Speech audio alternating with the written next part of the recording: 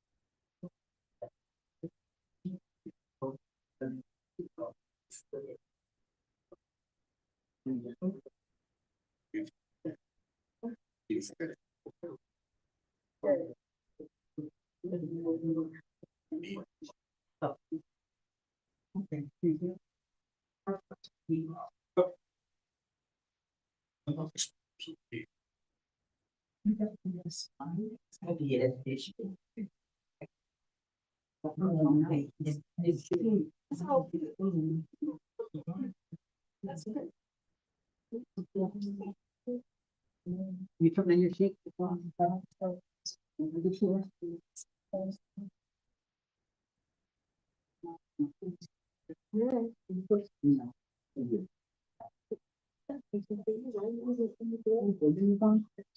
She did. She needs one. She did.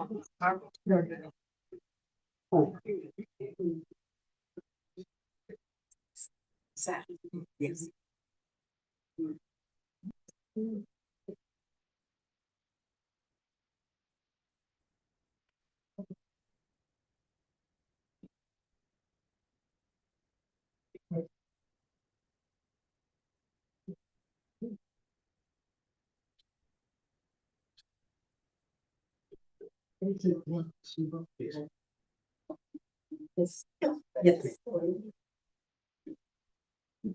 Yes. Good evening, everyone. It is 7:31, Tuesday, August 19th, 2025. We now call to order the Historic Town of Eatonville Regular Council Meeting. Ms. Kay, would you verify quorum? Yes, Councilman Mack. Here.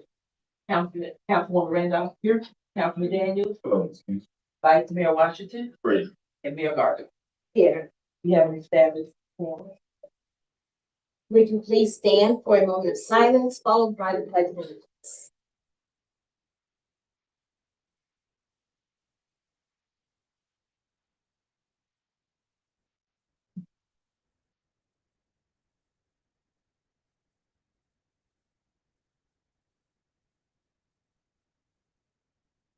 The pledge. I pledge allegiance to the flag of the United States of America and to the republic for which it stands, one nation, under God, indivisible, with liberty and justice for all.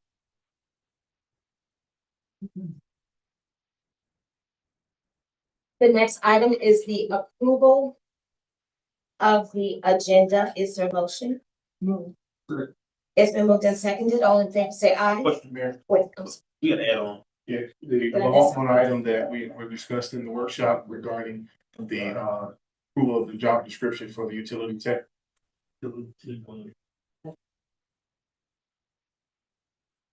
And yes.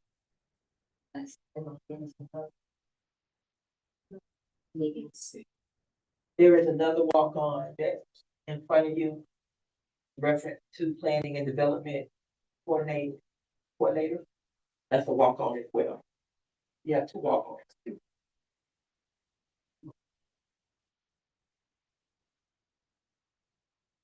Where is it? What's the? Should have been, yeah. All right. 21. Yes, yes. All right, with those two, Yes. with those two additions, it's been moved and seconded with approval of this modification. All in, two welcome items, all in favor, say aye. All opposed. The agenda has been approved. Finally, presentations. Honor, the town of Eatonville, when it was established on a couple of things. It was established on the minds of brilliant people who started their own businesses and decided they can make this town work. But prior to that, it was established on religion, St. Lawrence AME Church, and then the big deal, education. So as a teacher, it is a pleasure to bring before you the two recipients of the Bruce and Winnie Mount Scholarship this year. And they are here with us. And I will take a moment to go ahead and read the. Oh my gosh, I'm gonna get screwed guy. Okay to cry. You took care. Amen. Take your time. Take your time. Take your time. That's the ladies.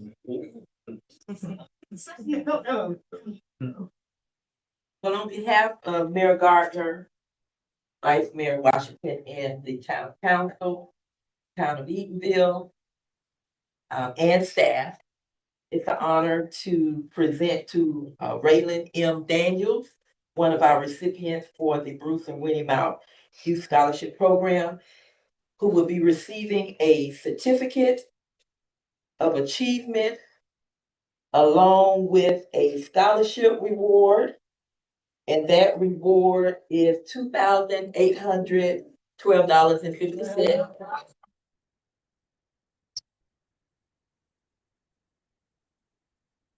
And the certificate reads, the historic town of Eatonville, the town that freedom built, certificate of achievement, Raylan M. Daniels, town of Eatonville, Florida.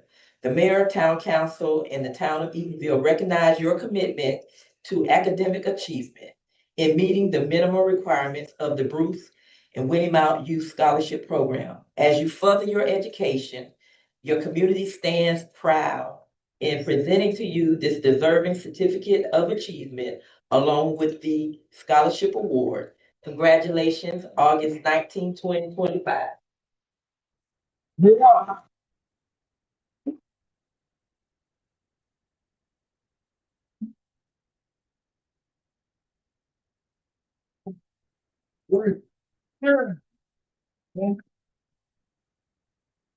you remain there? We have another recipient, and he will be joining us, and it is Jamari M. Brown.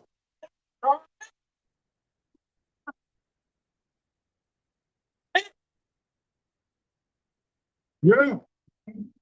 He is a first-year college student and awarded 75% of the award amount that was allocated this year.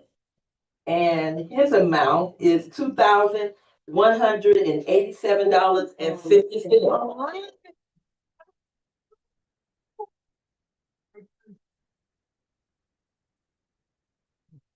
And his certificate reads the same.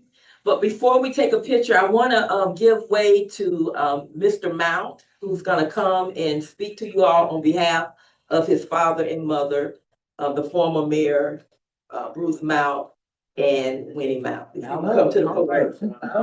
Along with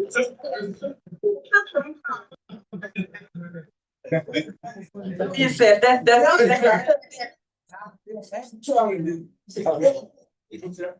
Good evening. Happy Founder's Day to everyone. Well, son, I'll tell you, life for me ain't been no crystal stair. It had tacks in it, and splinters and boards torn up. and places with no carpet on the floor, bare, but all the time.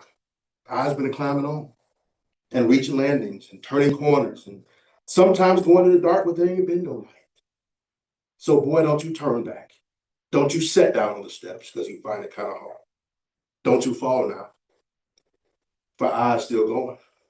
I mean, I'll still climbing. And life for me ain't been no Christmas tree. Langston Hughes, Mother to Son. The message of that poem is one of perseverance in the face of adversity. The poem uses the staircase to represent life's journey, emphasizing that the mother's past has been difficult and challenging, yet she has continued to climb. She urges her son to do the same, to not give up despite the obstacles and hardships he may encounter, or she may encounter. The elevator to success is broken. You will have to take the stairs. Our parents, Bruce and Winnie Mount, stress the importance of education and the mandate that we return home and give back. To whom much is given, much is required. So congratulations and good luck.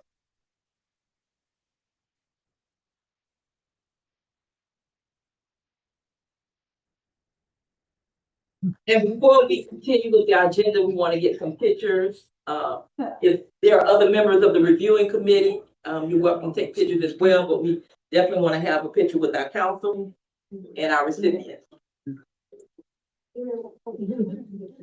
It's my fifth grade student. Oh my God. We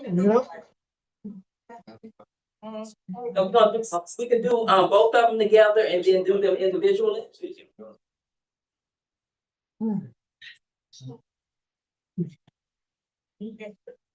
Get in the middle.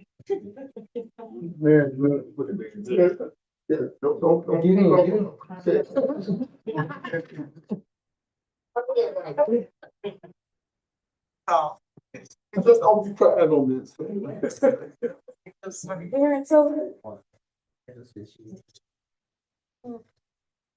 He said, "Oh,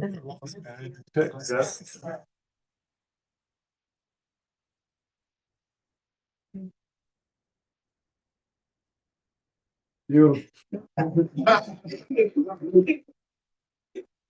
And the brief thing, did you want the parents? Yeah, the family. Oh, yeah. And I'm gonna feel like Eatonville. That's right. Yeah, family is coming up. That's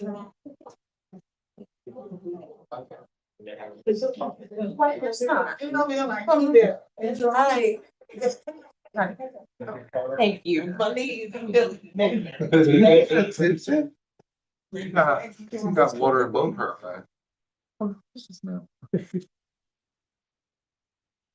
I'm 31, feel good.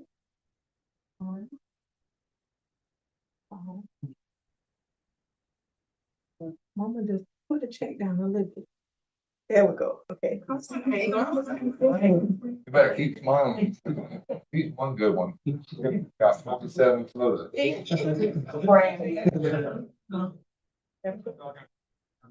Y'all noticed that when you said that. Did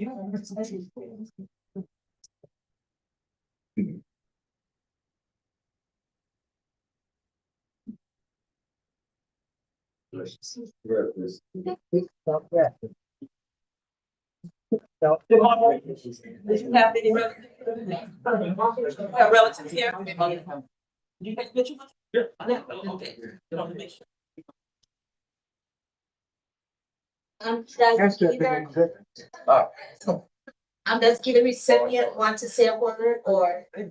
Maury, do you want to say anything?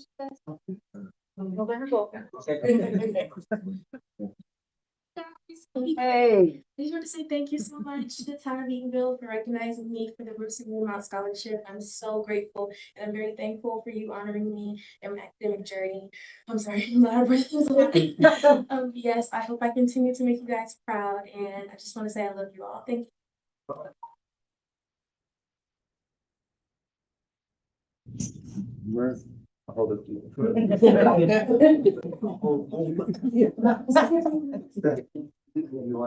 Good evening. First evening right now. Okay, I just want to say thank you so much. This is very, I appreciate it. very much for the town of Eatonville Township in my educational journey at Fuller Agriculture and Technical University.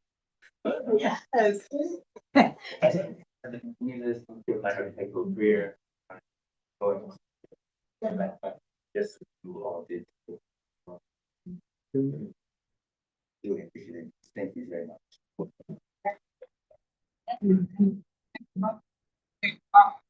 Yeah. Congratulations.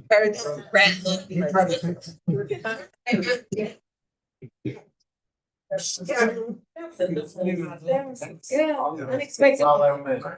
We are ready for citizen participants. Yes, we have Miss Arby. My last chance for the night.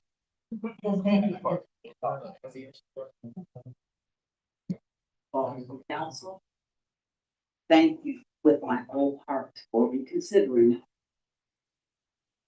that dude over there. Thank you. I used to chase him down after meetings and say, thank you for working with us. Because I understand some of what he goes through outside that way. He's never been ashamed. He's never let anybody talk us that, he's like his heart is here. And thank you guys for that. Mr. Presley, we will bump heads from time to time, especially with that squirrely talking like. But your job's hard. I respect and appreciate you. I was your advocate when you first got here. And I'm still your advocate. And we'll still bump heads, but I appreciate you. I want to say one good thing about affordable housing that nobody in Eatonville can afford. I'm hoping that with the brilliant minds that we have, we can figure out a way to allow ancestral residents of this community to be in this community.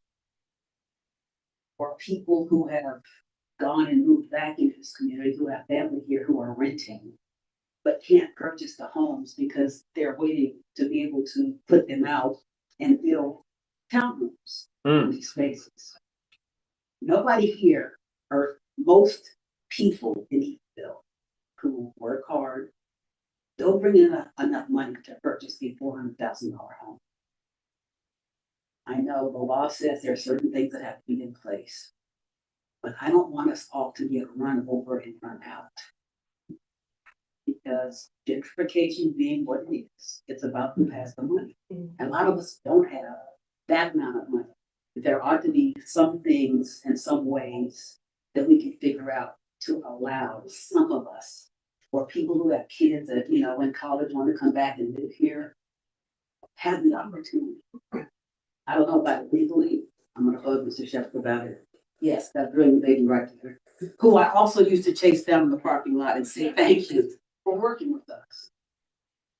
So I don't know the answer to this, but it's a big concern of mine. And I believe Mr. Shepherd said, as soon as you say affordable housing, here come people with buckets of money to push everybody else out of the way from somewhere else to take advantage of the affordable housing, which should have something to do with us, other than we figure that out. That's all. Thank you. Yeah, Angela Thomas.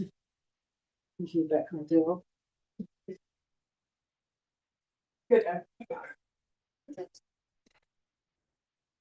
Happy Founder's Day to everyone. I have to address this townhouse and the apartment thing. So if I offend anyone, apologize ahead of time. But affordable housing is good for some, and some it's not. My opinion on the affordable housing, as long as it's working class people, have no problem with that. I don't think this country, this town will ever go back to project mentality. And I'm not saying that to be offensive to anyone. I think that anyone can afford anything they want if they put their mind to it. If you start now, you work on your credit, you work on your education, because there are things that we pay for that, we'll go pay for our nails, we'll go pay for our hair, but you want a home. And you know this is something that you need. So work towards that. And if there's a way that this council or whomever can work with the people to get them to the point of where they need to be, you don't all the time have to have a college degree. Sometimes you can do trade school, which I did, and I am at a bank and I'm doing very well. But just think of that. The rental homes, that they're good. I have some rental people next to me, which I have a great landlord. I did have a problem with one because he wants to not just play his music. His music so loud, it rattled me inside, and I'm sitting in my house. So I don't want us to get rental homes, low income homes, just to every and anyone. If there are people in the town of Eatonville, I'm gonna say this, I'm a licensed mortgage loan officer. I'll help you with your credit. I'll help you to try to figure out a way for you to get this or get that. So the homes are not gonna be built overnight. So if you can change this within 1 to 2 years or 3 years, sometimes you have to work for what you want. So if it means you have to work 1 or 2 jobs to save your money, affordable housing is there, they will help you. But I think that we need to work towards that.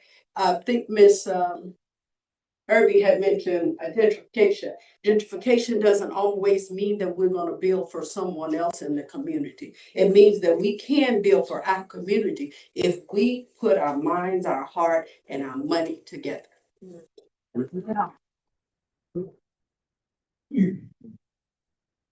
And I apologize first if I mispronounced your name. Is it Bradley or Brody? Brad. Bradley Yes. McWhip? Yeah, Mac. yeah, everybody says it wrong. I'm used to it. Good evening, Mayor, Vice Mayor, and Town Council. I missed a couple of meetings, so I'm not really sure if this has been discussed once again. I'm just here, one more time to advocate for small businesses within the town of Eatonville for that local business preference. As Ms. Money has stated, and as most small businesses or folks in the town are very aware of, there's a lot of great things happening, in the town of Eatonville, and I understand that a lot of people are concerned about things happening to the town, not for the town or in the town that involve people from the town. And through the mayor's small business development academy, we learned a lot of things. There's a lot of people here that really want to get involved with some of these larger format projects.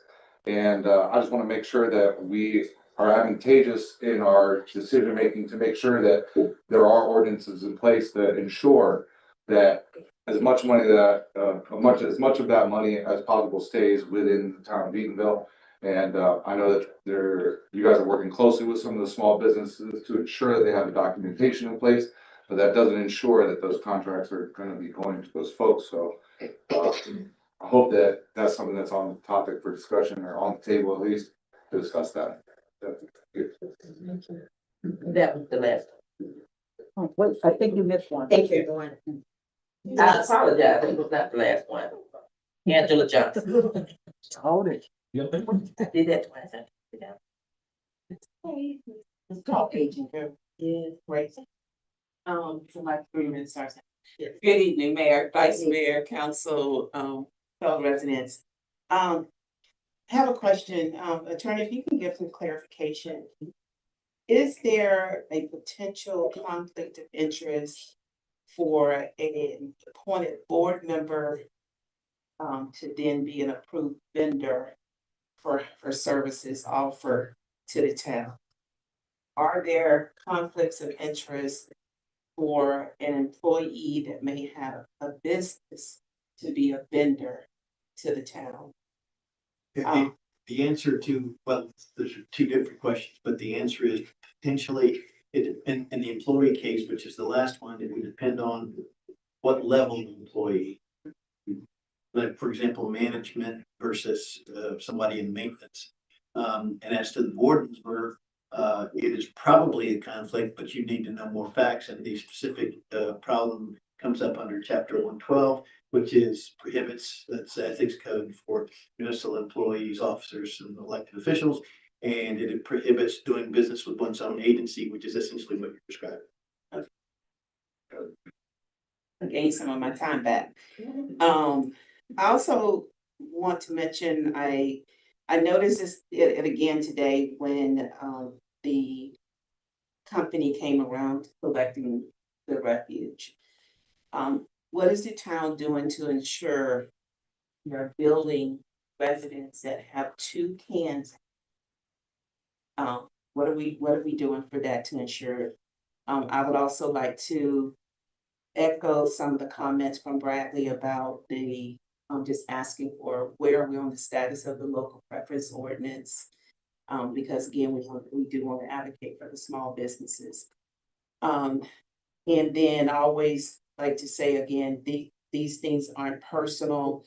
I have a concern that tonight you're now bringing to the council for approval for the planner coordinator position and job description after the hire. Okay? We gotta get you changed it from planner to planner coordinator. It's been advertised, it's been hired. And now we're coming back asking for approval. So if there could be some clarification on what is the right thing, because it seems like we're backtracking. And again, these things are not personal. I just think that the town needs to, and administration needs to do a better job with best practices, putting policies in effect. I didn't hear clear direction from the council on merit-based performance in the raises. So if you guys can make sure that you have some clear direction on that for approving the budget. Thank you. Thank you. That's it? All right. Next item on the agenda is approval of the consent agenda. Is there a motion? So moved. Second. It's been moved and seconded. All in favor, say aye. Aye. Aye. And finally, our council decision number one, approval of extending the completion date of host time requirements. Councilwoman Randolph, I'll let you lead in. Okay. Good afternoon, everyone. Good evening, everyone. Good evening.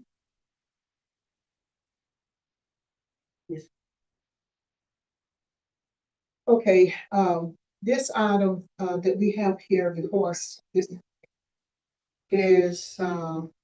it's nothing new. It's concerning one of our business owners, Post Dime. Tall building there on Longwood Road that's been there for 5-6 years and maybe a little longer. Mr. Manny Banbar is his name, who is the project manager or owner or coordinator for Host Nine. He has requested in the past 2 extensions to finish the building. However, upon learning what we had agreed to back in January earlier this year, that we had set a deadline of July 31st for the completion. He was very certain at that particular time that he would be able to meet the requirements from the council, what we had agreed to. But however, and I'm just summarizing it right now, and I can read it a little later. Just to summarize it, what happened was he sent a email to Presley, our CAO, and also the council members, explaining that he would not be able to make the deadline because of different situations that he had faced. One situation was concerning the building.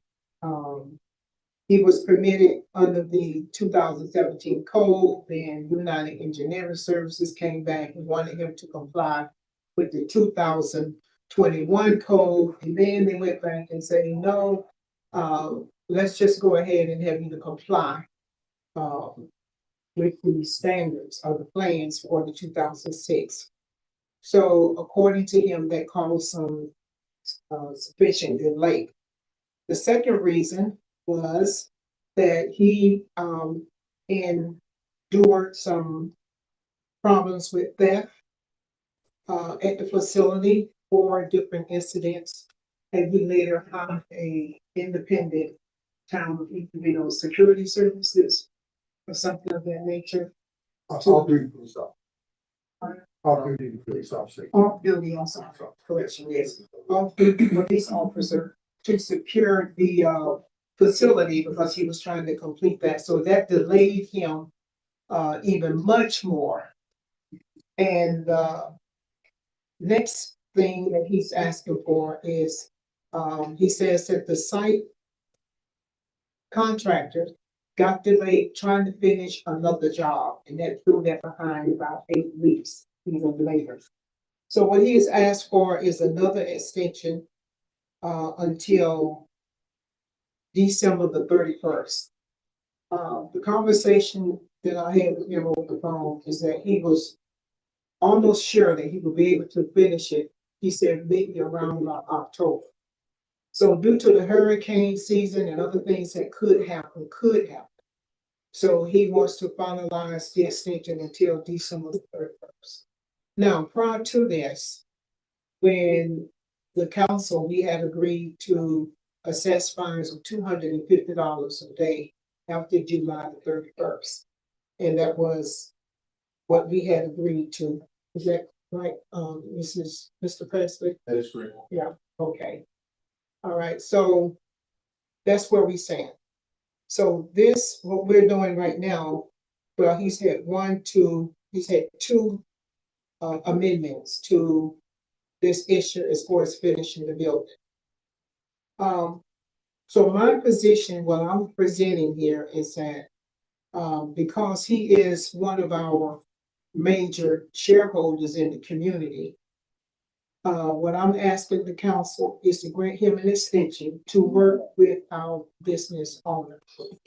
And I believe that, let me just read here, my recommendation is that the town council discuss and consider for approval extension of completion and requirements of the inspection no later than December 31st, 2025.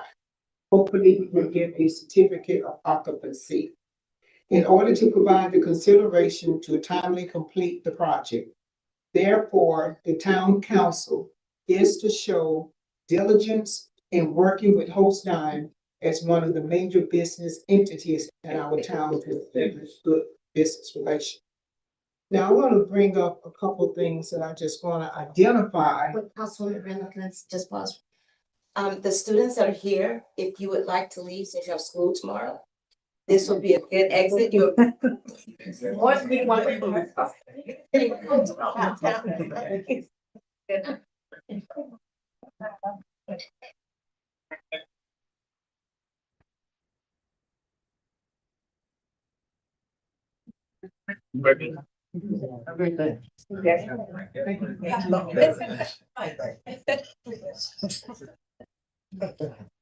Okay. All right, thank you, Mayor. Yes, there are several things that I would like to bring up pertaining to this particular project in order to provide justification. And I'm quite sure that a lot of you are aware of they call it the I-4 eyesore in Altamont, that nice, big, beautiful, tall building that can be seen as far as Claremont when you're on Highway 50. And I want to tell you that this is the same, similar, but maybe different circumstances here. Whereas the church that has this project, this has been going on for 20 years, this particular facility. And right now, when I was researching a couple of things concerning the I-4 building, they call it the I-4 eyesore building in Altamont, that this has been going on for 2 decades. And it's getting to the point now that, well, it seems like the officials in Altamont, they don't have a choice but to kind of work along with the developer or the owner of the building. So that's where we're going with this. This is 20 years. We're talking about something out here is about 8 years, 8, maybe 9 years. So we want to, I would like for this to be the will of the council. If whatever we can do, even if we were assessing fines I'd like to know even at that, what do we gain and what do we accomplish? Just to say that we can do this because we can, and we can if we want to, but that would be the will of the council. So we as Eatonville, we say that we want to promote businesses here, we want people to come here. But when they see this type of situation going on, that we're not being a workable, friendly government to our business owners, what is the incentive to come to Eatonville and put a business here? So that's my position on this issue. So until we come together, is each council member will have their own preference as to what they think. I got a couple things. Wait, one moment. Before we go into the full discussion, if we go ahead and go into the motion and then discuss in a second. It was first. It's Yeah. No, let's go to the motion first. Go ahead.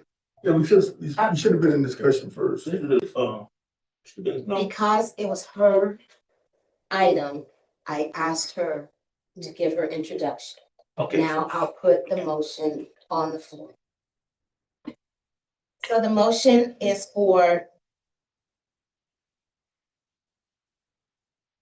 the approval of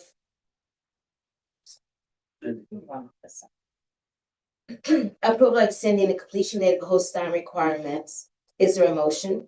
Oh, Second. It's been moved and seconded, Vice Mayor. Thank you, Ms. Rendon, Councilwoman. I think, we all been good friends with Manny. I don't think we against him any kind of way. I'm surprised he should be here. Guess he paid you to be here. Okay. No, but, no, he should have been here to present this here. And like, so we had no problem with Manny at all. He is a, person of the community. So that you're saying that we want support, we supported two amendments. Attorney, how many times you read his amendments? At least two, maybe more. So we built a bill with him, because it's not free for him to read his documents. So can Manny pay attorney fees on what been rendered to the reading of all these amendments? I'm cool with getting an extension. He can take care of that bill. That's all I have. And I definitely want to speak on this issue right here because I know it's something that we've been tackling for about 4 years now. It hasn't been 9 years or 8 years, whatever I heard. It's been almost 4 years that this project has been under construction. And it is our story to not only to this community, but people that are passing on the I-4 corridor that are asking me on a daily basis, what is that? What is this building that's going up? And of course, I kindly tell them what it is. But with that being said, I'm the one that kind of championed for us not to give him the $100,000 stipulation that we was originally going to put on him because I'm a man of empathy. So I gave him an opportunity. And we're talking about waiting in January. We're going to September now. So we're talking about almost another year. And then you're expecting us to want to increase the opportunity for him to go into December 31st. So I say that to say this right here. What role are we playing up here as leaders by sitting here allowing people to essentially do what they want to do and not be penalized for it? If you run a red light, you get a ticket. You can't go to the clerk's office and say, hey, could you waive that? No, I ain't waiving it. You got to pay it. We'll give you an extension for 30 days. And if you don't pay it then, your license gets suspended. Right? There's no difference. So, and I make that analogy to say this also. It was $200,000 that was given to Manny as well that I definitely didn't approve of because I didn't vote on that issue. So it's a lot of things that are in place right now that, and like Vice Mayor Washington said, I like Manny. I have no problem with Manny, but it's a business that we're running here. It's a business. You know what I'm saying? And my job as a legislator and as someone that made tough decisions up here, because we do make tough decisions up here, is to hold his foot to the fire. I'm not saying I don't like him because I do like Manny, but business is business. I know things happen, inflation's happening. Everybody light bill went up, your car insurance go up. You just did budget with insurance going up, a whole $200,000, but we won't get into that. But listen, things happen, I understand. We all face adversity sometimes, but when you're doing business, especially in this community, you're not gonna go elsewhere and conduct yourself in this manner. Cause I can assure you that you'll be dealt with. And you're gonna deal with your accordingly over here also. I can't allow you to come over here and dictate and move the way that you think you wanna move without any repercussions behind it. Everybody got consequences and repercussions to pay in life, and this is that time. I'm not shying away from it. The $250 that are being processed daily is still in play. And that's where I'm at with it. I'm definitely, it's a hard no for me for any extension, especially up until December 31st. And another thing too that I've noticed that I feel like is disrespectful. And if he wanted this thing done that badly, I think he would have been present. If I want something done, I'm gonna be present. I'm not sending nobody. They say if you want something done right, you do it yourself. So I don't see the presence of men here, which really kind of agitates me also, because I'm already agitated because the building is not in completion. And know what it looked like. I ride by the building every day, going to work and coming home. Hoping and praying that it's something different that I see, but I see nothing different. And I'm at a loss of word in a sense that it's not being completed. Almost 4 years. And then on top of that, I specifically told Manny that, hey, listen, give us some kind of prognosis on when you're gonna be finished. Come in here monthly. I'm pretty sure you guys remember when I said this. Come in here monthly and kind of give us some feedback on when you're gonna possibly be finished. And if you get to a point to where you're running into, a derail, maybe we can have some empathy and work with you. But I ain't seen him since January. I ain't seen him since January. But you're gonna sit here and propose that we give someone an extension that I haven't seen. I told him personally, as a council member, as the highest office in this town, to come and see us monthly. I haven't seen him. I haven't gotten an email saying, hey, Councilman, I can't make it this month. I haven't gotten anything, but you're gonna go into another city and do that? You can't do it in Eatonville either, man. Not gonna do it, not on my watch. You won't do it. I don't know about nobody else's, but I carry a different torch when it comes to people coming in my community and being disrespectful.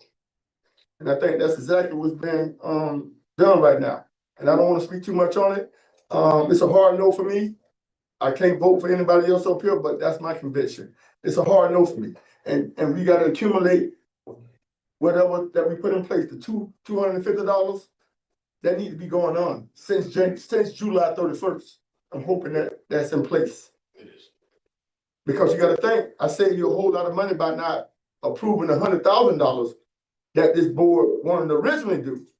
But you know what? I say, let's give him a fair chance. We give him an opportunity. And I give people opportunity. So if he's looking now, I gave you plenty of opportunity to get it right. And I assure you that if you don't have it done by July 31st, all games are off. All bets are off. And all bets are off right now. I'm not shying away from what I said. He's not present. Nobody's up here to represent him. So what am I supposed to do? What am I supposed to do? In the building is not nowhere even near completion. So I'm done with it. So that's my conviction right there. So we can move forward with going on with the vote. If somebody else got something to say, they can say it. Councilman Day. Yes. To hear the story of Manny and where he came from, immigrant coming over here, going to UCF to make a way for his family, to see where he is now, to hear the stories of how Altamont, the Orlandos, wanted this business host on in their area. To hear Manny say, no, I want to stay here.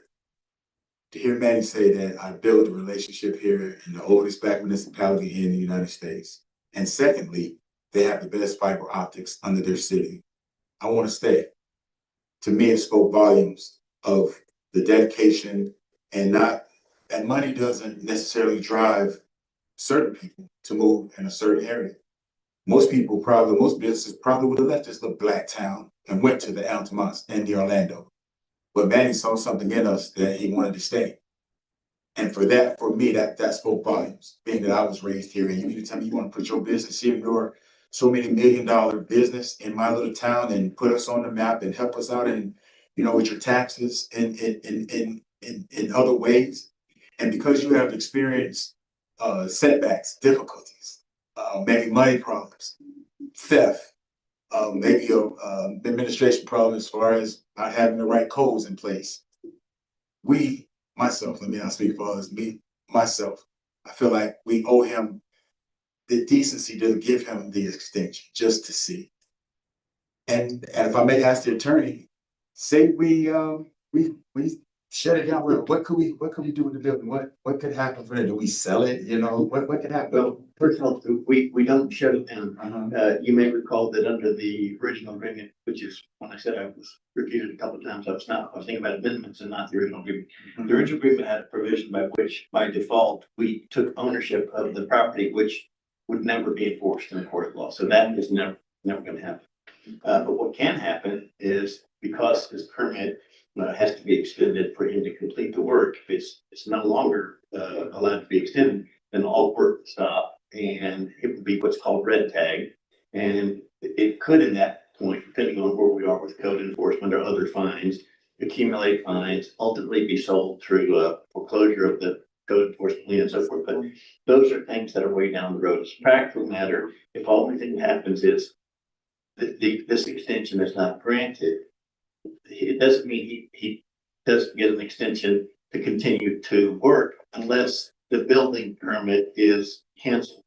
So he can still work towards completion, pay the $250 a day fine as he's doing it. And if he's not doing it as he goes, which makes some sense to me, that would be at least monthly. But if he doesn't do that, then at the time when it is ready for the CO, he would have to write a check for all the accumulated balance. So the net effect of today's action, unless the building department is instructed to or decides that the permit needs to be revoked because of the failure to proceed in a timely manner, would be the accumulation of fines till whenever he's finished and the payment of those fines in order to get the CO. I asked the council to just examine how Manny did leave us, and I don't want to leave him in this situation. Let's have a soft heart. Let's help these businesses want to thrive and stay. So I'm in support of the extension.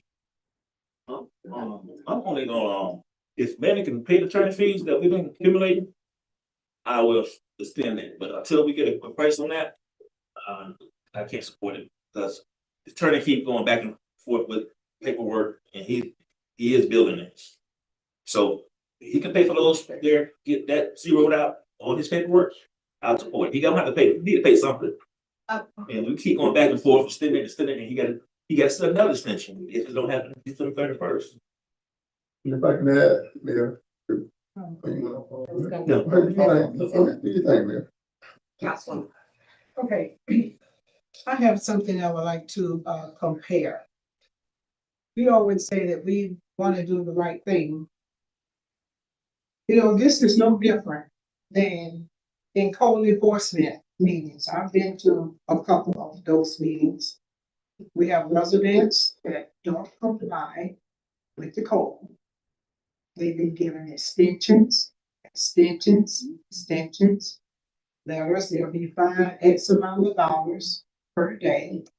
And I go to those meetings, and all those things have been wiped away from their record, and everybody walks away clean.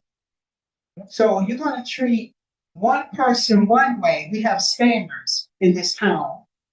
We're gonna treat a business owner one way who's going to be bringing in more revenue here in this town. And I'm quite sure that when that building is someday, that God will see that that building is open.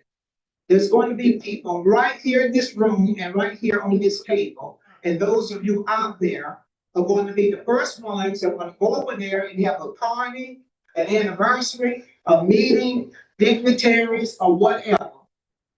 Because right now, we're going to the one part realty company, because you don't have any other place to go. The Denton Johnson Center is not sufficient for what we need and a lot of things. It's sufficient for some things. That's the only place that you have to go here in this town. Why not work with Mr. Manning in this? And also, again, I'm very offended publicly that you asked me if you paid me to be here. You represent pretty well. I'm like, No, you know what? I got the same notice that you received on email. All right? I picked up the phone to give him a phone call to find out a little more about what the issues that he has. And I am offended because I don't want the people out here in the public to think that I'm being knocked off or bought off. Because nobody, I cannot be bought. I'm waiting. I cannot be. I'm waiting to speak. I'm waiting to speak. I'm waiting to speak. I think. I'm waiting to speak. Okay.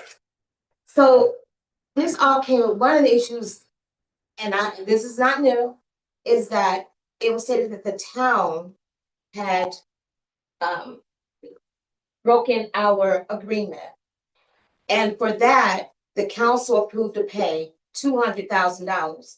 I don't think that anyone that sits on that code enforcement, before the code enforcement board, that we paid them $200,000 when we did nothing wrong.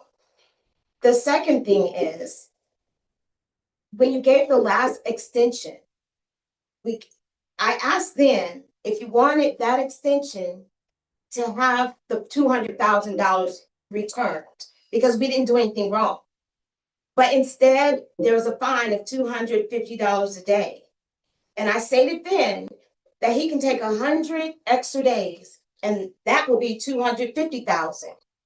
Which, if you look at it right now, if he wants an extension through September, that's the equivalent of 250 of December. So I'm sure that a request to waive fees will come next.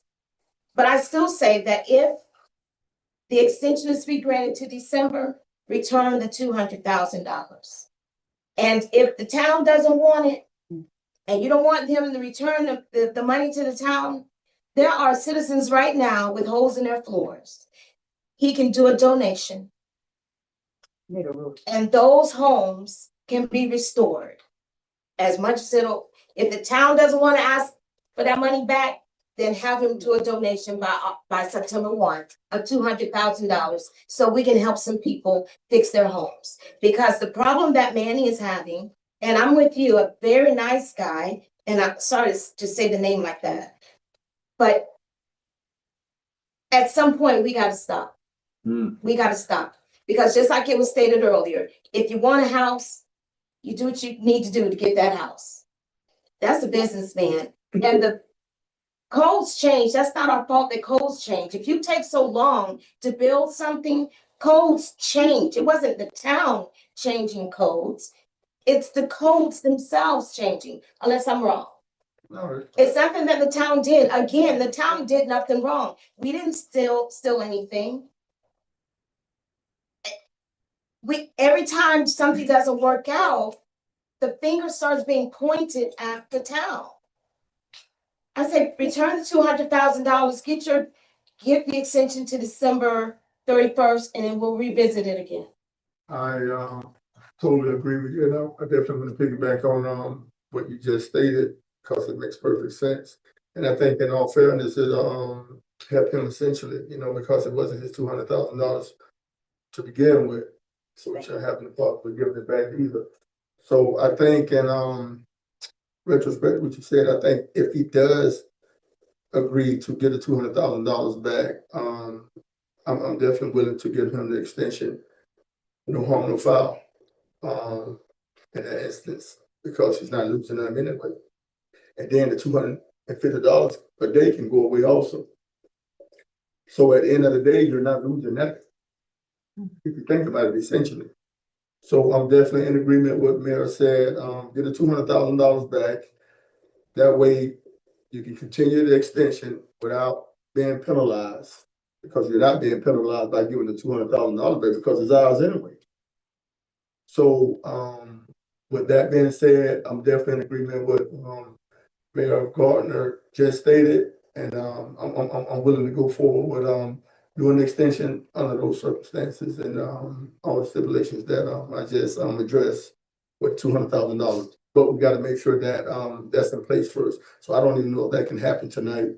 So it's definitely gonna be something that we're gonna have to table and probably perhaps have a special meeting, which I'm, affordable to do. To, and then by that time, maybe he can be here to, make his presence and, present whatever it is that he, want us to do as well, because it would be a great idea for him to be present. I think that would definitely help him anyway.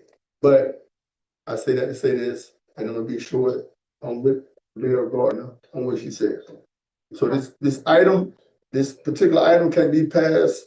We're gonna have to table it, You got a motion on the floor. but we're gonna have to take those motions back if we don't wanna move forward with, doing the Question, can you give me the documentation on the 200,000? Because I thought the 200,000 was an agreement between the town and Holstein, or if I'm not mistaken, I want to say it was an access road.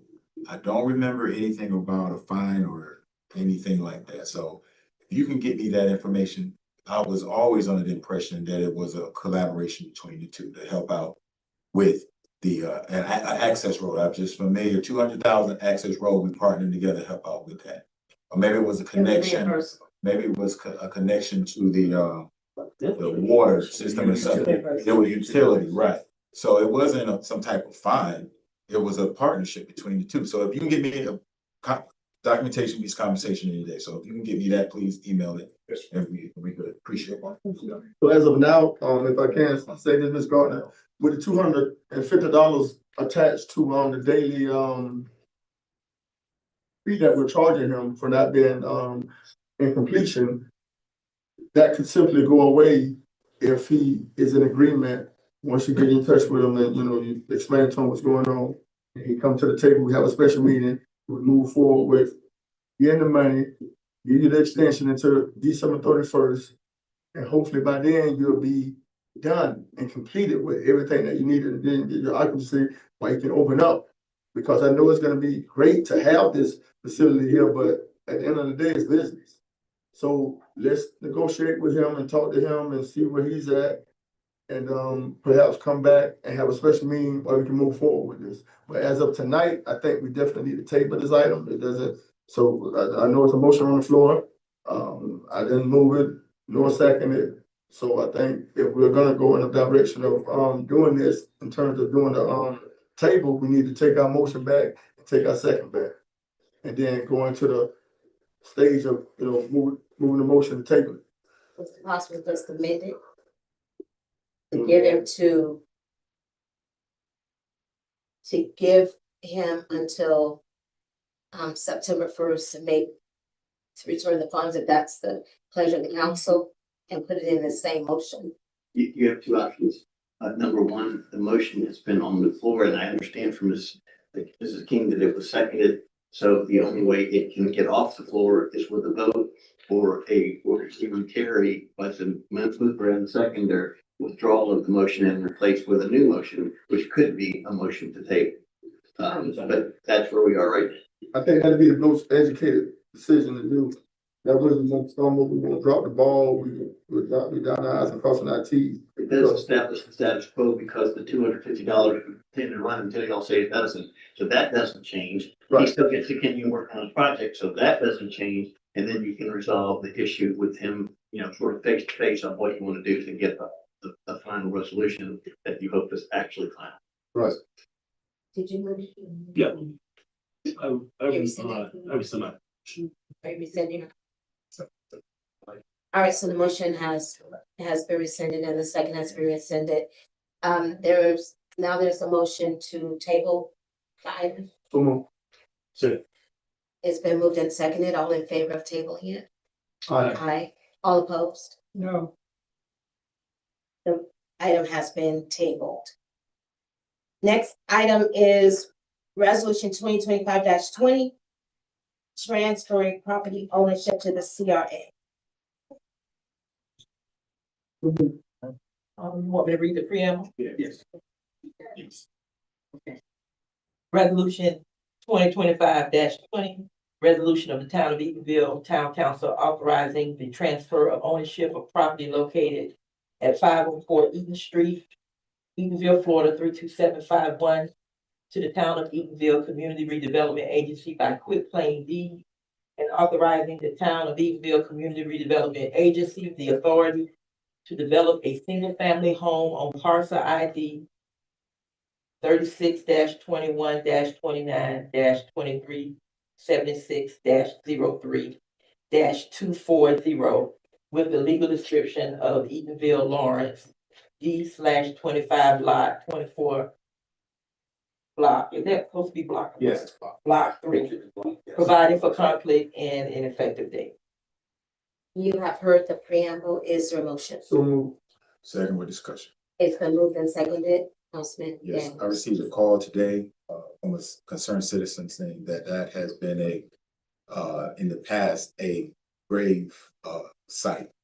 So before I'm asking this council, we table this item until we can get verification that it's not or wasn't a burial site, because we're messing with history and to ensure my vote that I'm voting a good conscience, that particular lot is not a grave, a previous graveyard in the town of Eatonville.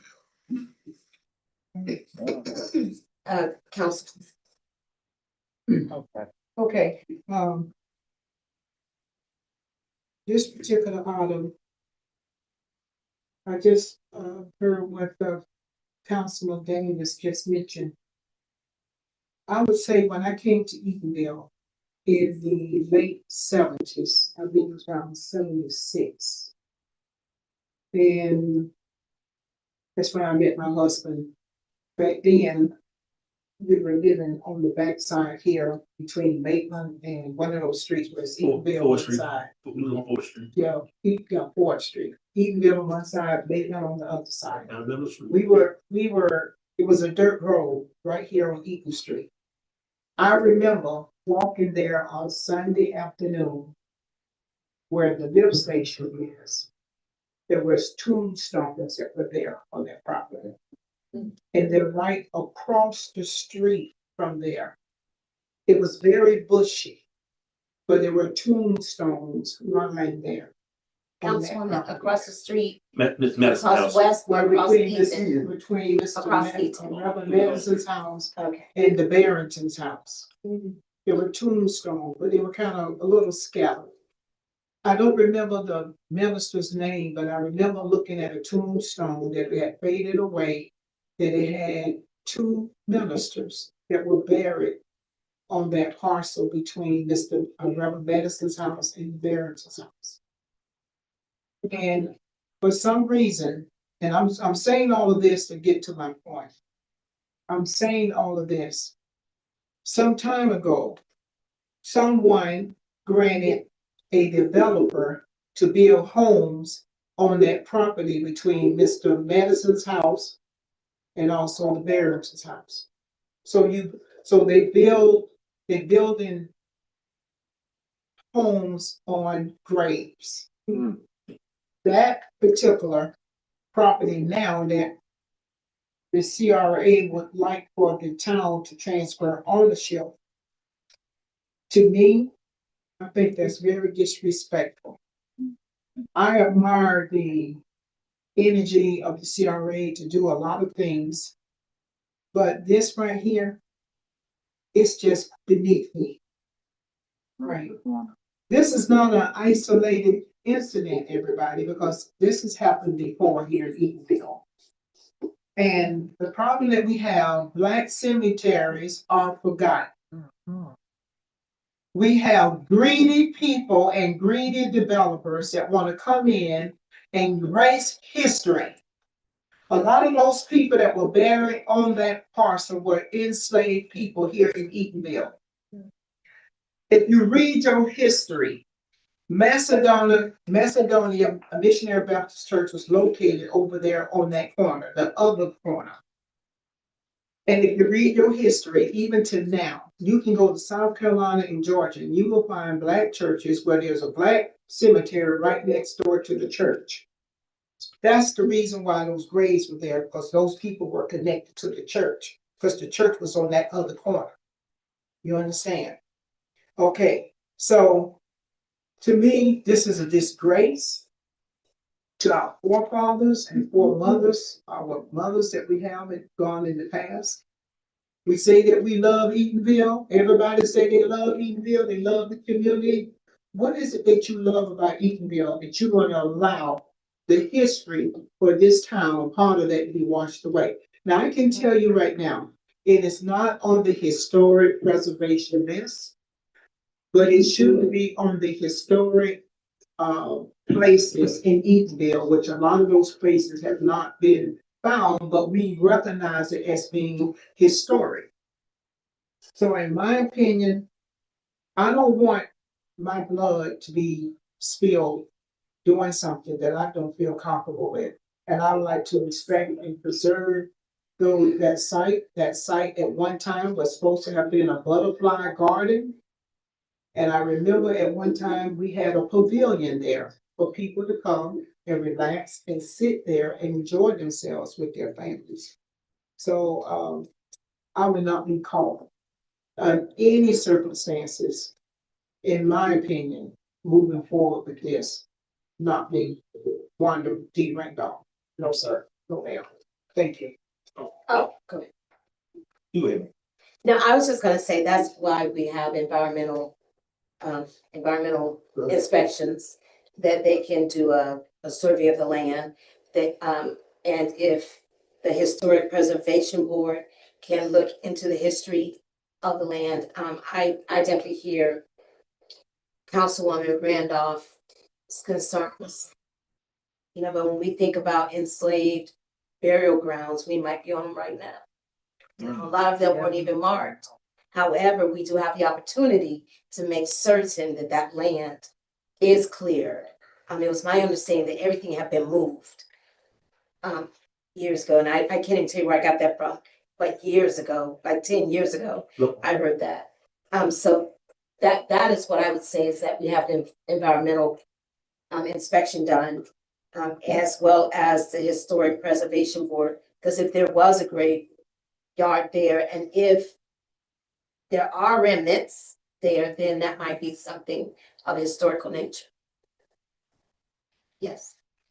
I don't, you probably wasn't around during this time, but when Mayor Grant was the mayor of the town, he required a subsurface survey to be done when the developers built the two houses. That's part of that.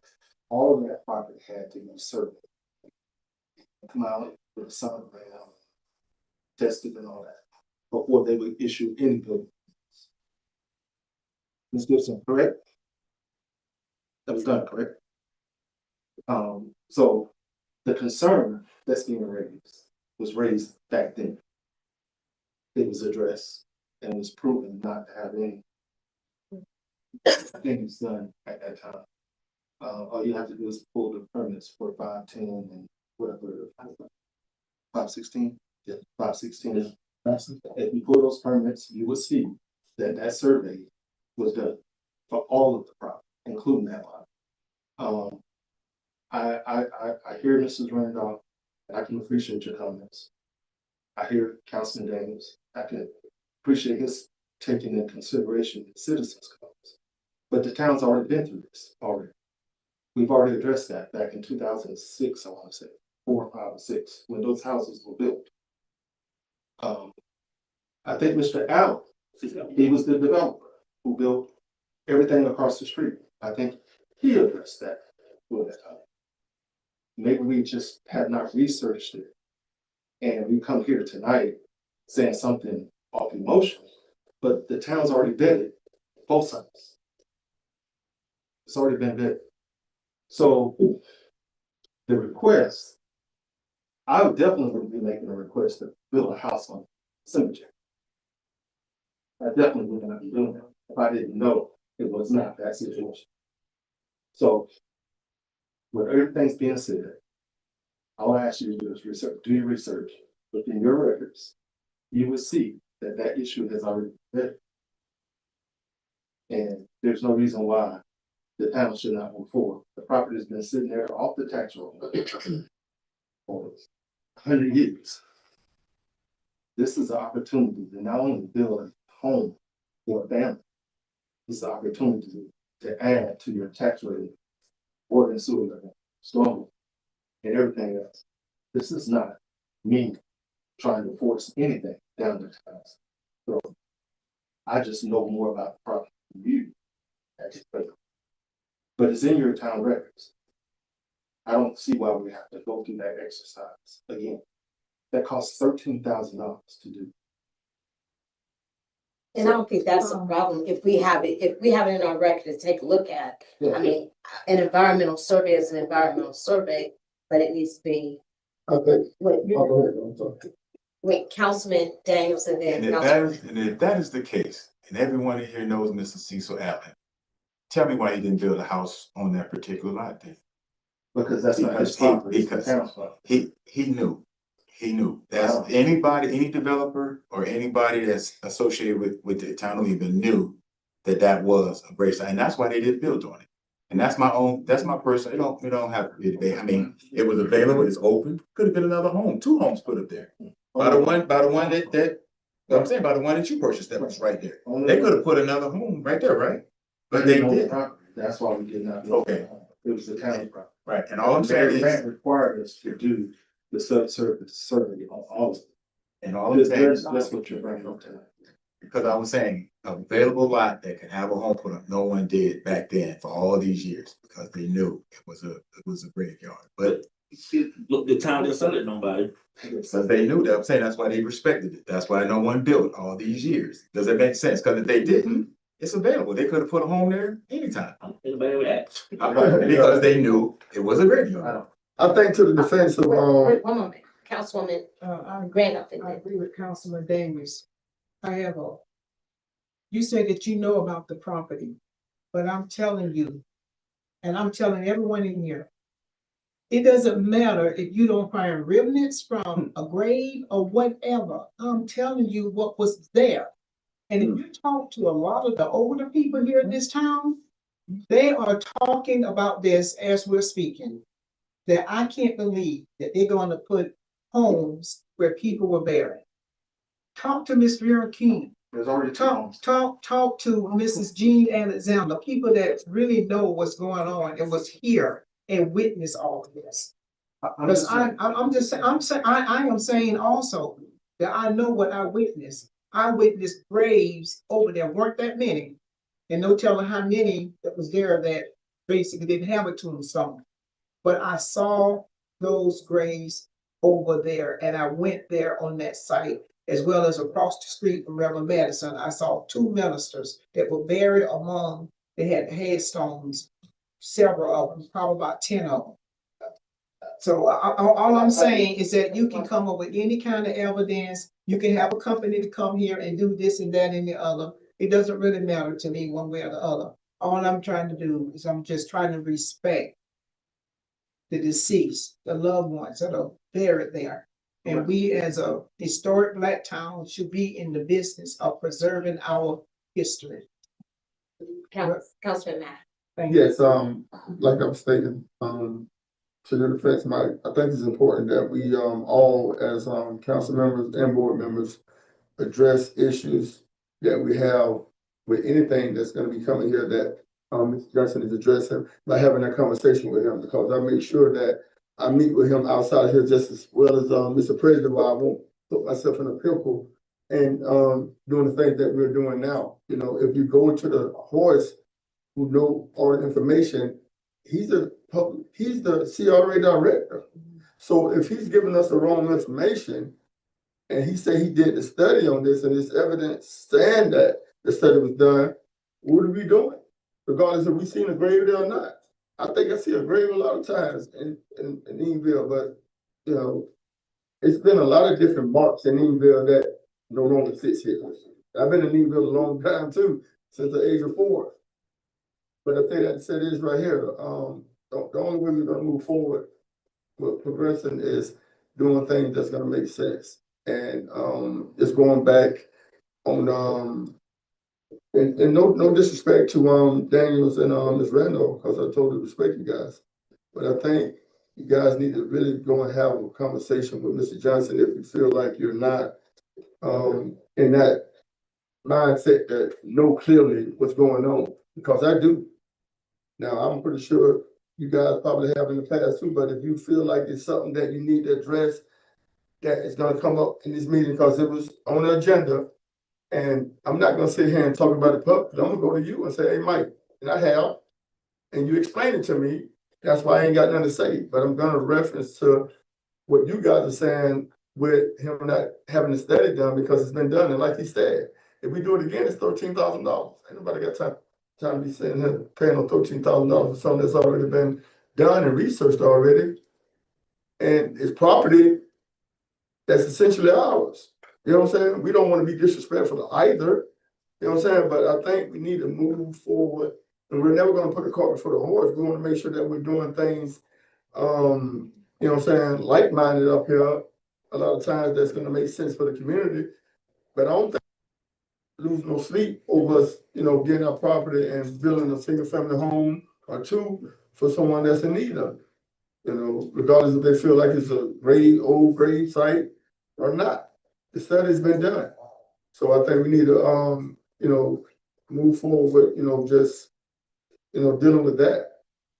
That's just my opinion about it. Everybody's gonna have an opinion. There's been 5 different opinions up here about this situation. So, everybody's entitled to it, but I think we need to move forward with just getting it done and move forward. Yeah, I remember this property a long time ago, back in the day. I think it was Orange Road was over there. Back in my youth days. And I know you used to go there with Mr. Madison house at. I know that my grades over there before they built his house. So it was the dirt road, so the roads were real narrow. So probably was on that side. I did remember some stones on headstones on Mr. Madison property area. I think they cleaned, like Cecil cleaned all that stuff up, or he had a survey come in. And before they built a house right on that corner next to the 2-story house, they checked all that property before they built the house there. What's the address is? The 2-story house, your house. What's that address? 510. So they did all that survey stuff back then. I mean, back in 2000, I think it was. So definitely we need to look at it. If they did, if they find something when they doing the foundation or whatever, that's something to deal with. I don't think it's nothing there like. So I remember them doing survey on that problem. Okay, so I just gotta say this. If the home is built, for full disclosure, we'd have to tell the seller that there was a graveyard there. If there was a graveyard there. That's first thing. Would you buy it if it was a grave? If the house was built on a graveyard, then if you wouldn't, would we sell the house? The other thing is,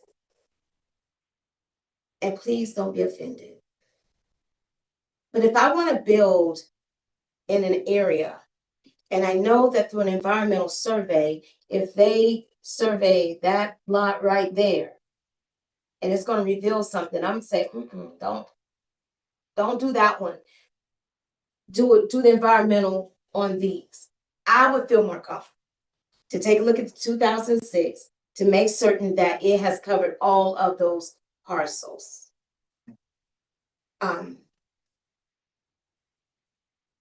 And historic preservation. Because I mean, this one, it sits a little different than the rest. If the 2006 environmental survey is clear and it includes that lot on the corner, then okay.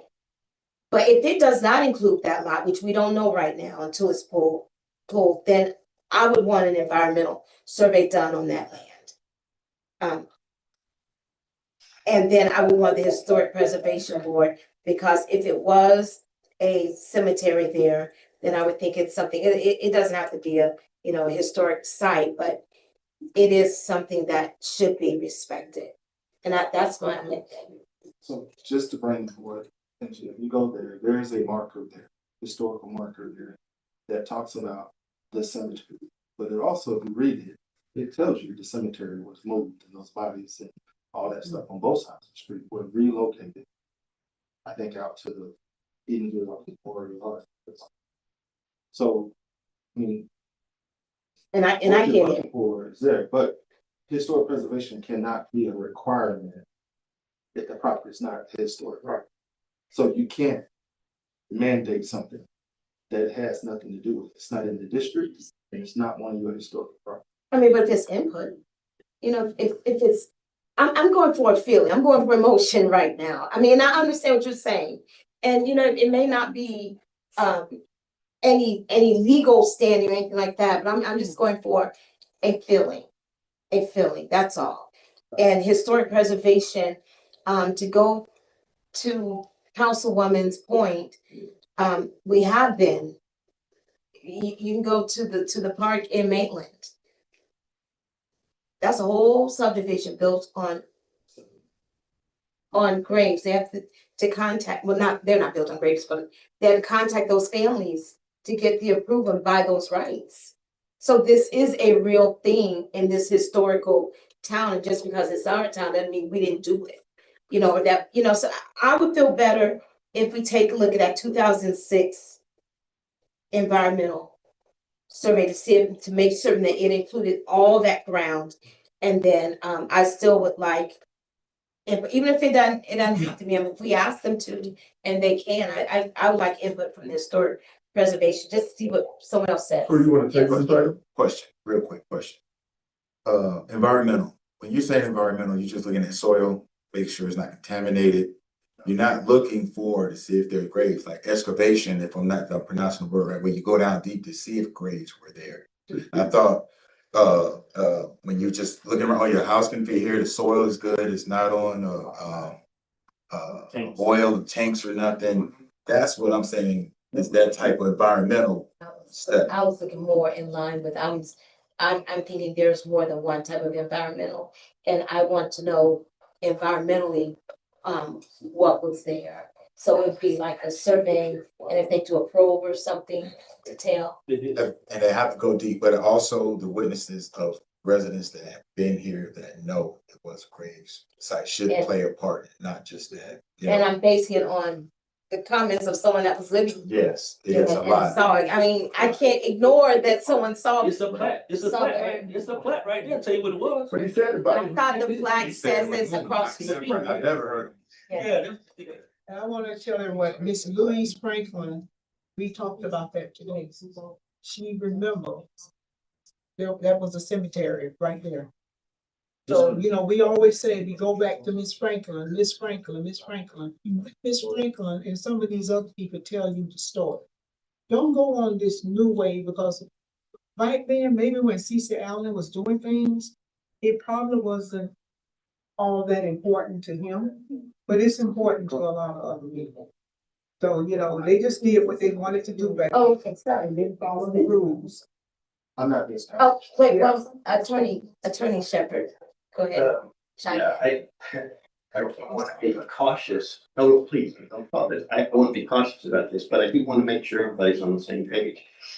If you were looking at, I understand that you're not throwing around environmental, but in order to determine whether something has been a burial site or a grave site, the technology of the day, and it would have been even back when Mr. Johnson was talking about having it looked at, would have been ground penetrating radar. So it actually looks down and looks as far, I mean, and they use it, for example, to lay cable underground so they don't hit things and so forth. So that's technology, and I presume, but don't know, that that's the technology we've used. However, the caution that's being expressed is valid, because the failure to recognize that something might be in a graveyard or a former graveyard, or whichever it is potentially a third-degree felony, because you cannot disturb a graveyard, a tomb site, or any of those things. So it does make sense, and I'm sure that must make sense at the time, to try to be real certain that that's the case. So there's no downplaying that. All of the emotional reasons are important. I'm not trying to discard them, but factually, what's important as the lawyer side is don't commit a felony. And so what it seems like that needs to be done at minimum, if we are kind of at a point where we need to to revet research is to actually have somebody bring us the information or go get the information that's been done and see what it shows, what it doesn't show. And if you're not confident after that, and you think, well, you know, it may cost us some money, but we need to do it again, then that's okay. However, here's the other part. Let's suppose that the research is exactly what Mr. Johnson says, and I don't have any reason to believe differently. I don't know. The other issue, and the one I think is being expressed by Ms. Randolph is, and perhaps Mr. Daniels as well, is how do we feel about it? And that's a different thing, because if it was formerly a grave site or graveyard or burial ground or whatever, how do we feel about it? And so that's not to be discounted either. But it's a legal matter. My concern in the lane I'm in is don't commit a felony. Right. So make sure. So, Motion on the floor, I don't know what we're gonna do, either so rescind, move forward, table it. so it seems like we would have to table until we know for certain.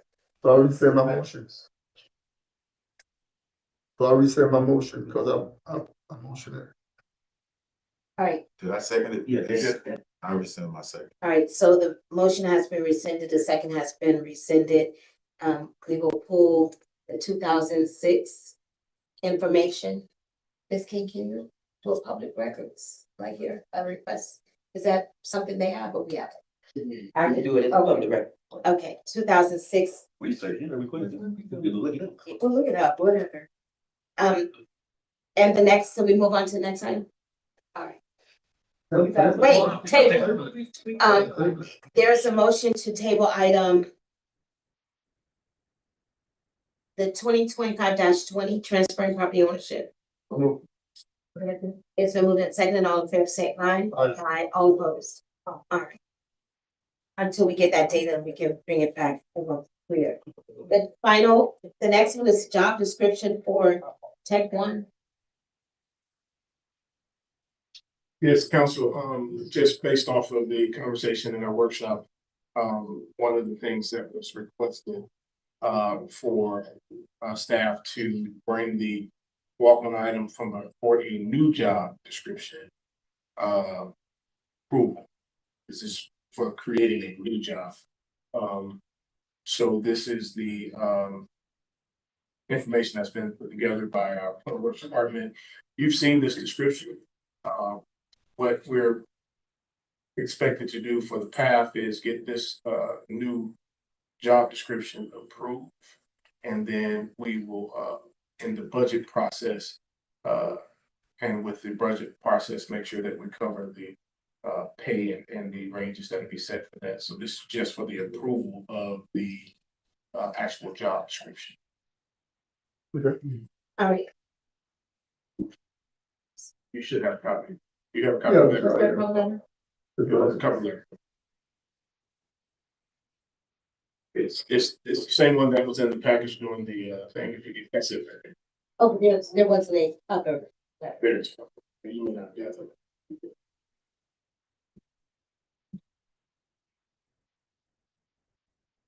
This one. All right.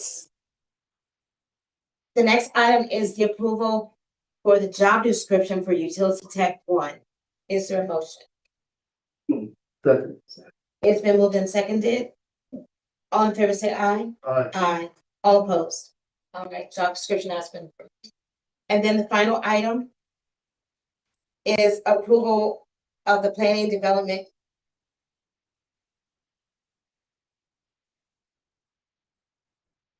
coordinator. Miss Presley, you're not presenting this. Those councilwomen. Okay, so, all right, so Councilwoman, for the planning and development coordinator, if you would like to discuss your thoughts. Mrs. Ryan, please. I'm sorry. Oh. Go ahead, read it. Resolution 2025-21, the resolution of the Town Council of the Town of Eatonville, Florida, delaying the newly created position of the Planning and Development Coordinator until approved by Town Council of proper procedures, provided for conflict, severability, and an effective date. You've heard the preamble. Is there a motion? Second It's been moved in second, question. Councilwoman. Okay. All right. This came about, upon, when I learned that, I contend that this position is a newly created position, planning and development coordinator. Now, previously, we had a position that was similar. It was called Planner One. And it's my understanding that this new position was created that was not approved by the council. Okay, I don't think the council will have any problems with the position, but we have to go about it the right way. I do remember at one meeting, it was mentioned about this position, but it never came before council. So when you look at the job descriptions between both of these positions, number one, both of these positions, they have a difference in some same, some similar, but they do have different duties. The duties are not the same. The educational requirements, the minimum requirements are not the same. So it can't be, it is a newly created position. Also, the salary is very different. The former salary and the present salary for this particular position, they're not the same. There is some issues that I think that needs to be looked at. It's the same what was mentioned before by one of the council members that was not aware that the code enforcement was moved to the police department, and that should come from council. So I contend that this is a newly created position and it needs to have its rightful place to go through the process like it's supposed to and be respected upon the council to make that decision. However, the administration feels that they within their rights in order to approve and to do this change. And it is contingent upon the administration that they have exercised their rights to do what they did. But I look at this very differently because there's a tremendous amount of difference. One position says that you must have a minimum of 5 years of, I think it's 5 years, a 5-year degree or something of that nature. A master's degree is preferred. Okay. Doesn't say anything about a high school diploma. It must have 5 years experience. The other position says that a high school diploma and 2 years of experience. One other position says you've got to be a notary. You should be a notary within 6 months of employment. The other one doesn't say that at all. So as far as I'm concerned, this is a newly created position. Now, what should have happened is once this position was already stated by the administration, they should have come back and say, I would like to do away with the Planner One and bring that before council. And then we vote upon that. And we're the ones that set the salary, we approve all of that, but that has not happened. So what I'm requesting as far as the recommendation is to delay the newly created position of the planning and development coordinator until the town council properly authorize this position, and that we need to cease and desist immediate termination or continuation of employment until the proper steps have been followed. And that's what not has happened. So, Mr. Presley, I know you're very adamant about your answers to me. That gives you the authority administratively, and that seems to be a key word with you. However, it doesn't work in all cases because we have, as council members, we have legislative and procedures that we follow, no matter what anybody says. So it doesn't make you feel that you're above the council, that you can do whatever you want to do, because it doesn't give you the authority to do whatever you want to do. So, So I'm talking, ma'am, that's fine. okay? I'm talking. Please, thank you. All right, so when I'm finished, you can talk. All right. So that's my position. So it's the will of the council. That's my recommendation, and we need to follow the charter. You got questions? Can I just say what I was gonna say before you have your questions? Because I have, so if we keep the plan one position and we keep permanent position,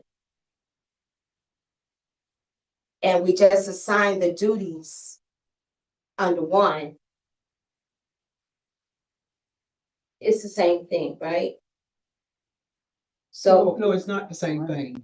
You have two different job titles. no, that's not what I'm, You have a that's not what I'm plan of asking. one. That's not what I'm asking. I know that we have a plan one, and we have a permitting clerk position, whatever the name is. However, I also know that on job descriptions, if there are any adjustments that need to be made, duties as assigned.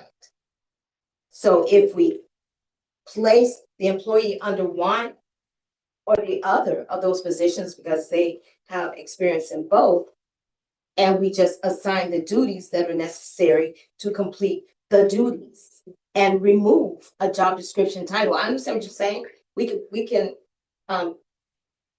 put it out there. I think that a job description, the money is the main thing. That's the budget.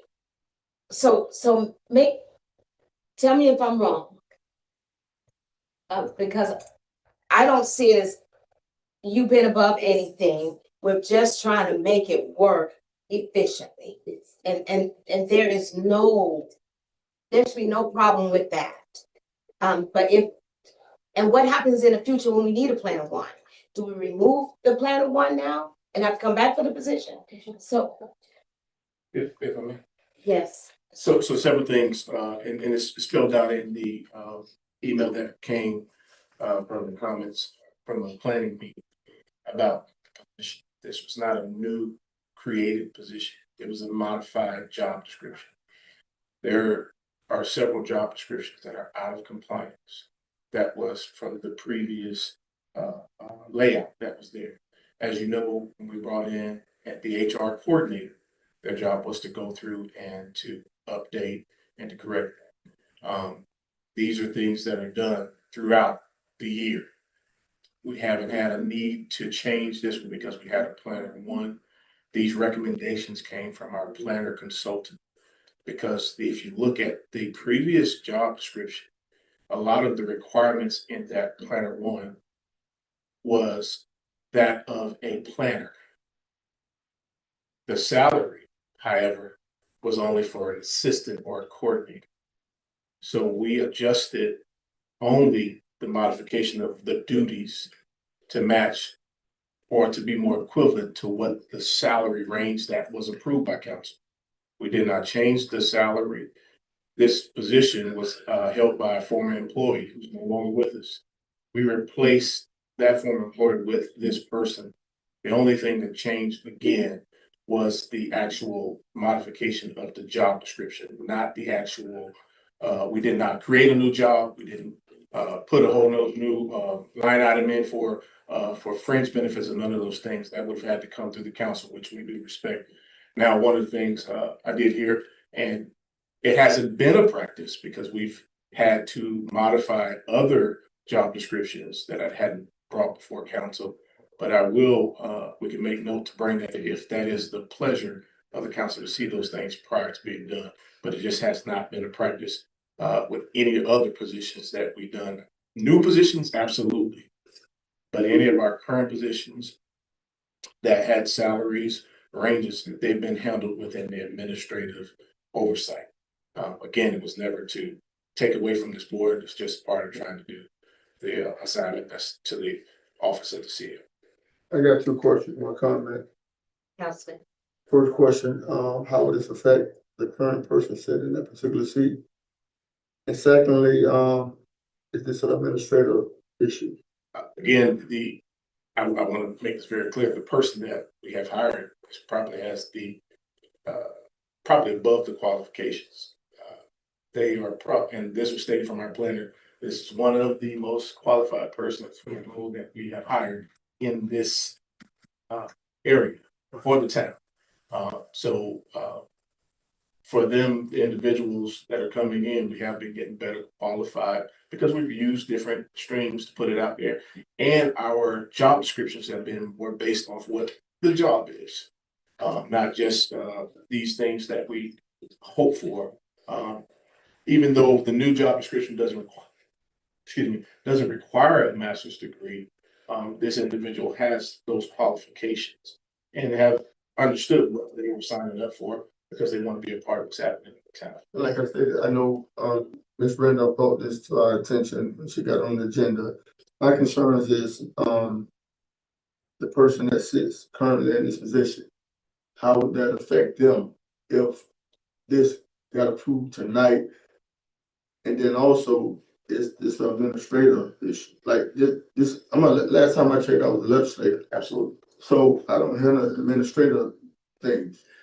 I reached out to our attorney just more so to get some guidance, to make sure, because the way it was being presented is that we were bypassing the legislative power.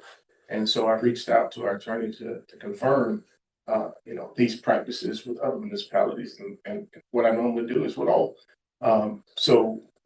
Through that conversation, it was mentioned about potentially, and that's what I stated, if we need to bring it, if the council would like to see any type of changes in any of our job descriptions prior, we can do that, but that has not been a normal practice at this point. Right, and as long as I've been sitting up here, we've been dealing with matters that have, went in this direction of the CAO and mayor, of course, running the day-to-day operation in terms of administrator issues. I don't deal with administrative issues. I'm not a micromanager. I'm a legislator. At the same time, you've answered my question on that behalf. Now, my first question was, how would this affect a person sitting in this seat if we did approve with Councilwoman Randolph? If that's what's being approved, that means I have to release her immediately and then she would be unemployed. No, I'm not gonna do that. Well, I'm not. Well, and even if we come back and bring this back up in this preferred way, who's to say she's gonna wanna come back here with that? And I take the understanding that, again, this was something we do within the administration. It was not, we didn't change the same salary, and finance can confirm this, the same salary under the same ranges that we offered the last person in this role is the same thing we offered to this. If I can add to this right here, if I can, I know it's not best practice in a lot of things that we do from a legislator or from an administrator point of view, but I think we definitely don't want to put the cart before the horse, right? So I'm definitely not in the phase of trying to get rid of someone that's already employed, especially going through the procurement of getting hired, first of all, and I trust your expertise that you did everything manageable to make sure that she is qualified for that particular position that meets the qualification that is required, right? So I'm definitely gonna shy away from moving forward with approving that. And like I said before, I don't handle administration things. And my comment would be, like I say to other people, I can't speak for other people, but for me, if I want information, I'm going to the horse, I'm going to you. And that's what I do. Just like you and I sat down today for about 45 minutes and discussed everything that was going to be taking place in this meeting versus sitting in here in a public setting. I would rather be a private sector and talking to you individually where I can get the whole concept of what's going on versus sitting out here in a public setting and trying to get rid of somebody. And I don't even do administrative thing. It's a hard no for me on that also. And I think moving forward, if it satisfies the needs of Councilwoman Randolph, and I understand her frustration, just bring it to her attention, before moving forward with doing anything of that nature right there. I think it'll make her feel a lot more at ease. And if it's something that does have to come back to council, maybe we can address it. But I definitely don't want to get rid of someone that's already went through procurement or been hired and she's been here. I just met her the other day, don't know her, but I'm sure you guys are not gonna just hire people just to be hiring people. So, with that being said, that's how I feel about it. I'm not gonna, move forward with getting rid of nobody. So that means that would require me to vote, to approve this, and I'm not. So it's a hard no for me. Councilwoman. Okay. Now, I think that as the administrator, Mr. President, you can hire whoever you want to. You know, whatever you feel. But I don't really see, I still contend that this is a newly created position. Because what I'm looking at in front of me, if this is the person that put in for the application, they're not qualified for the job. Okay.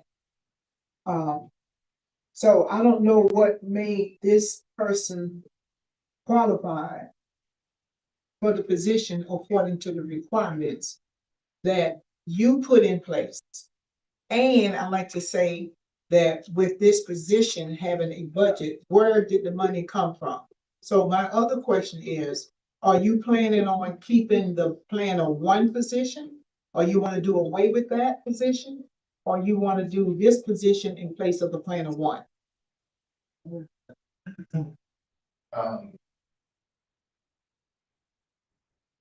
So again, and I don't know where to really go with this. This is not another position. You see it as another position. No, I'm asking a question. So I Is can't the really answer plan that. one, no, hold on one second. I want to ask this question because I want to be very clear. Is the plan of one position still a position with the town, or is this additional position? That is we modified the plan. I'm not saying modify, I'm saying, That's what. I'm saying, no, there's two different positions because the way that it's listed on this paper, black and white, and I can read. Okay, there are two different positions. Some of them may be same or similar, but it's different positions, different requirements for the job. The answer is yes or no. And if we made a mistake and goof up, just say that we made a mistake and we need to start all over.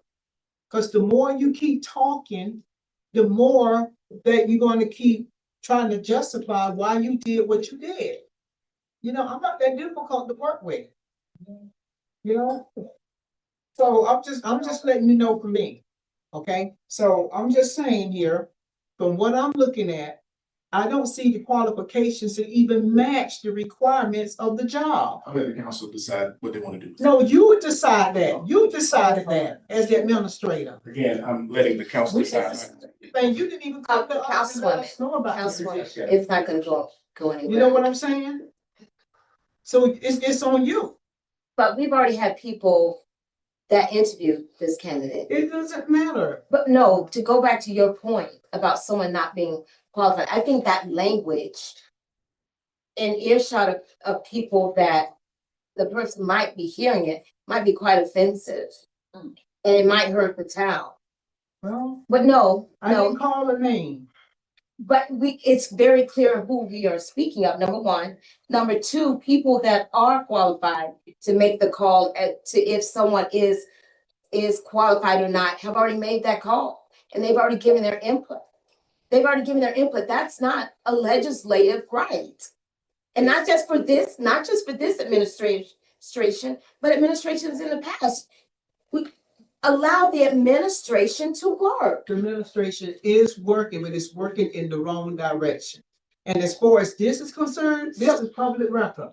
Anybody out there that's I'm not speaking about public anyone can record. get anything that they want to. But If these people out here, they can. But I'm not speaking about public, it's not about public record. It's not about So we public just have to record. do the right thing. We got to stop hiring unqualified people. If I may also, Ms. Council Randolph, just that we're governing ourselves accordingly. I think anything that contain the administration we need to stay away from it. I go to an ethics class annually for about the last 10 years, and they specify on things that we can do and things that we can't do. Even though having the power, just because you have the power to do something, don't mean you necessarily have to do it, or you should do it. We have the power to do a lot of things in this town. We can sit here and approve to paint the roads pink, and the roads better be pink. But don't mean it makes it right though. I think we need to let the administration do their job and we legislate. And I think things will be a lot better and a lot more clever to do that versus sitting here going against the grain on, cause I didn't even know. Listen, I don't wanna know what you do in terms of who you interview. Of course, I care about the people, but that's not my job. You understand me? My job is to legislate, pass policies, make laws that's gonna make sense for this community. My job is not to sit here and micromanage y'all and see what y'all do. Hey, who you hired over there? I'm not doing that, you know, and no offense to you, Ms. Randolph, but I don't think we need to continue going through the trend of coming up here doing things that are administrative things. You know, and I don't wanna, sit here and keep making a fuss about it, but let's just do our job and let the administration, who is the mayor, do her job. That's her responsibility. That's her. We hold her accountable. If things do hit the fan down the road to where things are derailing, we can point the finger at her because it's her administration. So I think we just need to leave well enough alone, let it go. And then, like I stated, Mr. President, if it is a situation that occurs and you're aware of it, maybe you need to have a sit down discussion with him and say, hey, Mr. President, before you move forward with doing anything such as that, let's bring it before council to discuss it. And even by discussing, it don't mean we necessarily have to move with making a decision on it because that's administration. That's an administrator issue. It's not our issue. You guys make different policies, just like they got HR. They got different policies and roles that they play on the administrative side of it. That doesn't necessarily consult with us. But at the end of the day, we regulate it. We're the overseers in a sense, right? But we don't sit here and contradict what you guys do either. I don't want to sit here and be pointing fingers at everything that y'all do. I don't want to do that. And I think it's best that we don't do it either by making the best educated decision, just leave it alone. Leave administrative stuff alone and we do our job. Simple. And if I'm telling you right now, and I've been sitting here long enough to know, especially going to all these ethics classes, that's one of the primary things that they talk about. You cannot mix the both. It's like mixing oil and water. Even though we work together contrarily, but you can't involve yourself in that. CRA in the town got interlocal agreements, but there's certain things that I can't even speak about CRA in terms of business up here because I'm a council member right now. I'm not a board member. I do that on Thursdays, every third Thursday. I can't talk about CRA stuff, but I can talk about town business. Now, when I'm on the other side, I can talk about CRA stuff and I can't talk about town business. So I think we definitely need to govern ourselves accordingly and do things that's gonna be mindful of protecting ourselves as a legislative body also. And I know a lot of times people are not aware of all the different things that they put themselves in. I learned a lot. I was a sponsor set up here my first year, and I thought I knew everything. I did. I just thought I knew everything. Couldn't nobody tell me nothing until I got humble. And I think we all need to go through that humbleness sometimes in life. And that's why I'm humble now when I speak about different things that are taking place that I have no say in. I have say in, but I it's not my job. All right, at the end of the day. So I'm just leave it right there. If we can vote our conviction on it, we either vote it up or down, table it, and I don't even think that's an option. I don't even think that should be an option. You know what I'm saying? It just make common sense for it to, leave well enough alone, let it, stand the way it is. The person is already hired. It did nothing illegal. It did nothing outside of the policies that we essentially put together because it's the charter, right? And the only thing that trumps the charter is the Florida statute. So I think we just need to, continue doing what we need to do to push the town forward instead of worry about what the administration doing, because I'm concerned with y'all doing, but I'm not concerned with y'all. Because I know you guys are doing a great job at, facilitating and making sure that we're, running this, government body that we're running. So, with that being said, I appreciate everything that the staff does, and I'm done. I would like to say Wait, that I do my job. Councilman Davis. Just a question for the attorney. Any modifications to the job description, should it come back before us? Not necessarily. One of the things I was looking at is, and trying to make sure that I understood and refresh my mind was what the administration responsibilities are. And those come under the mayor's. And the first one says, and by the way, you'll note quickly that none of this talks about job descriptions, but it's sort of implied if you understand what's being said here. The mayor shall appoint and suspend or remove all town employees and appoint to administrative officers provided for by or under this charter. So this person is not an administrative person, not a department head, they're an employee underneath the department head, which right now that department, I think is Tara, I said, right? Okay, so then it goes on to say that if we're talking about a department head, and I think this was a charter amendment, that the mayor gets to make an appointment and then 120 days later, if it's not been confirmed, they have to make three choices. We went through that whole thing to get to the point where we could break log jams. And ultimately, the mayor can make a decision from whoever three candidates are that are brought forward if the person can't get confirmed.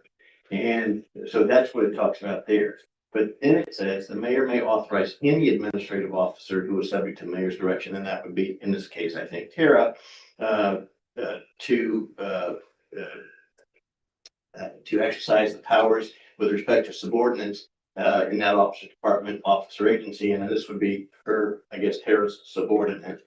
And so whatever the job is, it's sort of like when I hire an associate attorney, and I make that analogy just because from day to day, they don't know whether they're going to be doing government law, they're going to do sunshine law, construction work, or whatever, because I'm the boss, they're going to do what I tell them to do.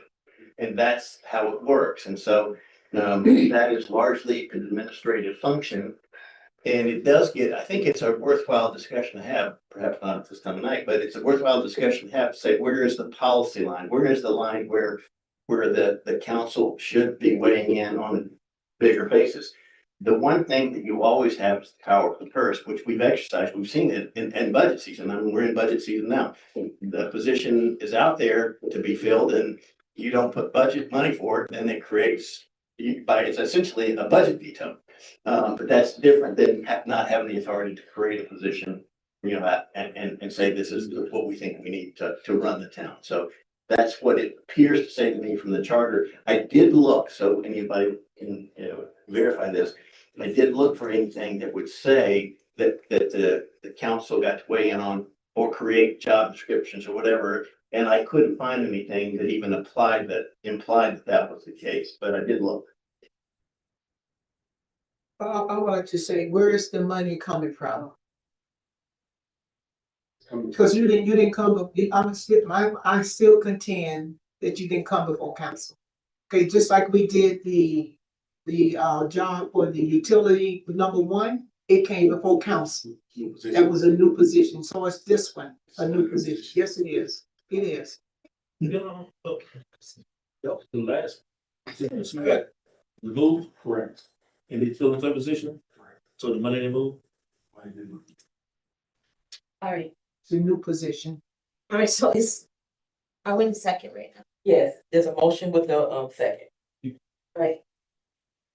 I was just trying to get clarification from having councilwoman that understand, what's going on, because I feel where she's coming from, and I also heard the attorney, and I want to go the right way. So you saying it's not a new position? Just a modified job description. Yes, modified job description. Same money. Same money. It's not the same money because the salaries are not the same. That is not correct. Where the range is from? You want the salary for the last person that was in this position, the same salary that person. And that's what it's budgeted for. That's what's in the budget. When you look in your sheets that we talked earlier. Saying right here, the same. 19 to 31. And if I may say also, That's not what you have on here, Mr. President. What's in the budget? Miss Councilwoman Randolph, Finance is here to verify the process and we went with the, since my word is not. That's Katrina. I mean, according to the mayor, I'm just trying to get clarity to the city. If it's, he didn't do anything wrong, it's legit. If you can, just help me.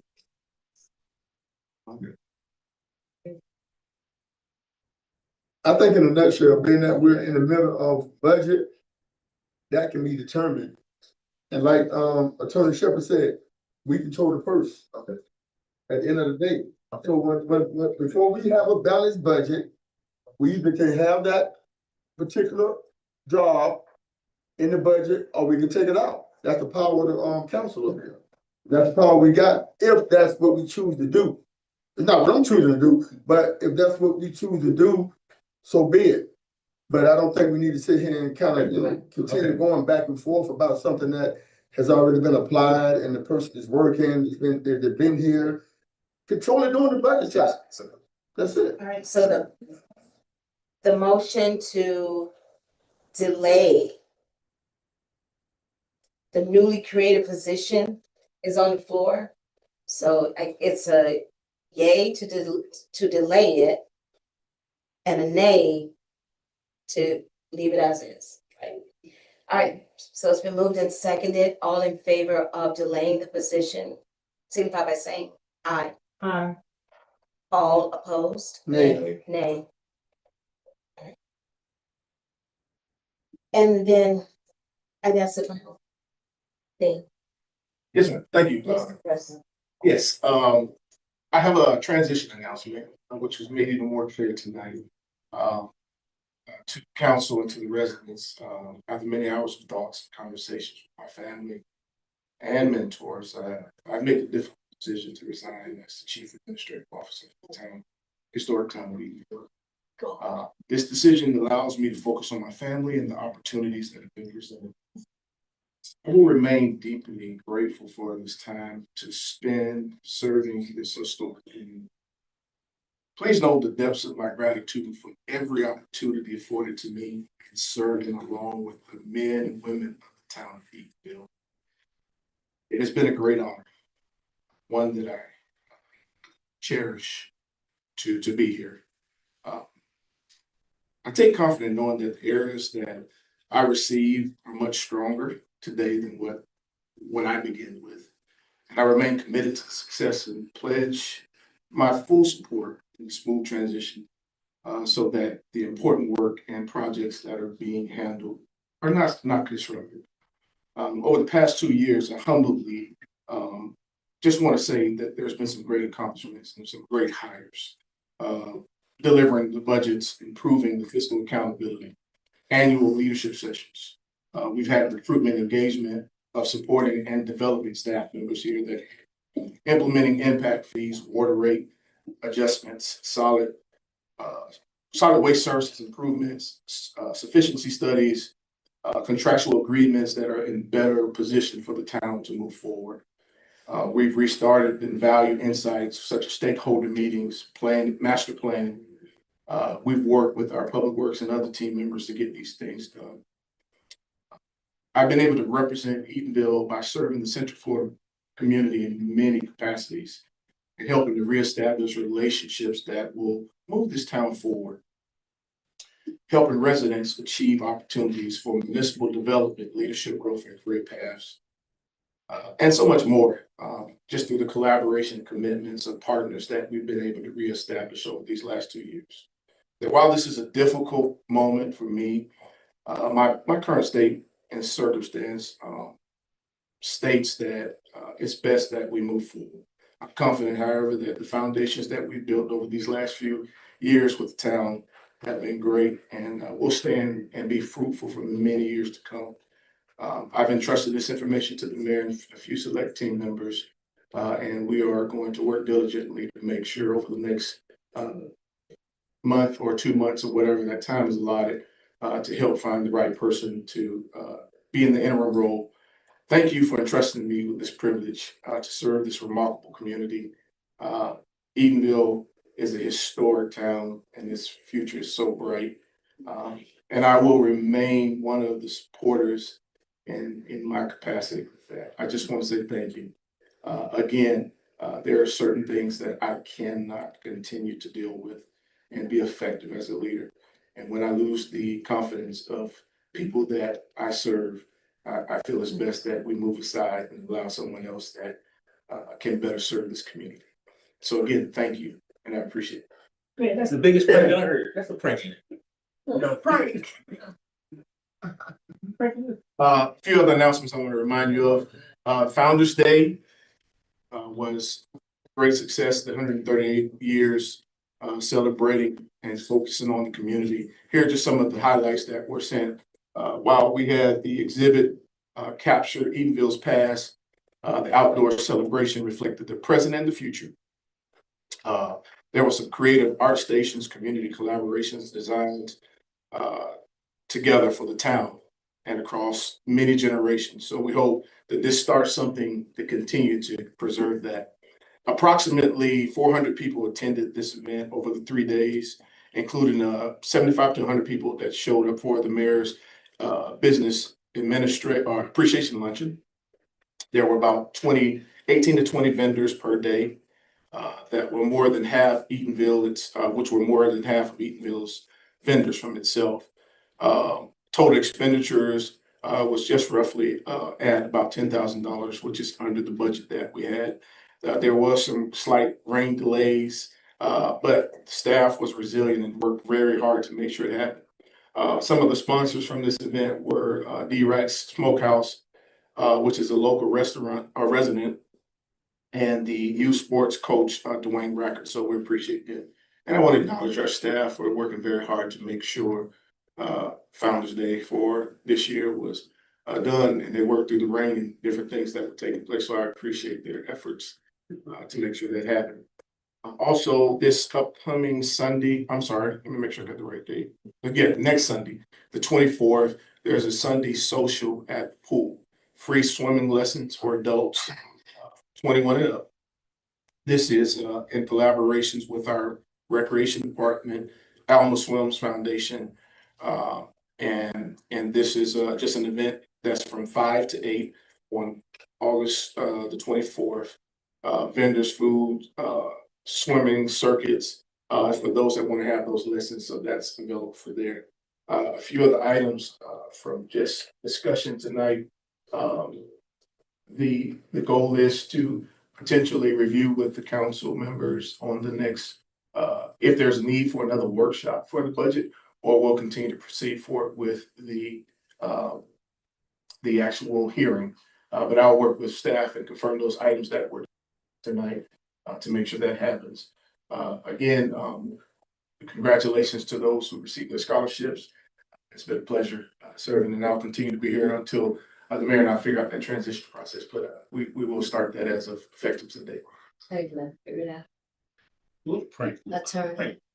I just want to find out if this is the right time. There is, I was asked to be prepared to discuss linkage fees tonight, although it's at 9:36. So whether you want me to discuss that now or wait till the next meeting. We'll workshop it because there were some questions that came up during the budget hearings. Okay. And also you may remember just while you're talking, there is an MOU that we're establishing for the Droville Music Fest that will be on the next agenda item. I have copies to give to council. So we'll make sure you have that. Some of the representation is here tonight. We were possibly looking to talk about it tonight, but of course, several things have already preceded that. But I'll make sure you have a copy of it. And thank you again for attending.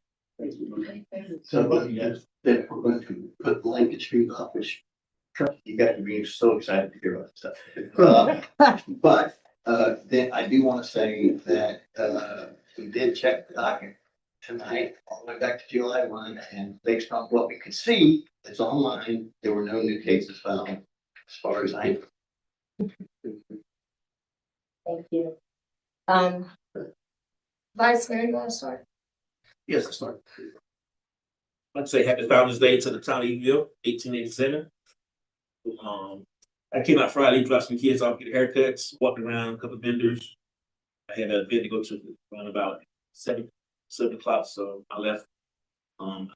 Different Founders Day event, it was very different, something nice, not so big. But it was nice though. I mean, and that's a good thing there. Yeah, I think people come out tonight.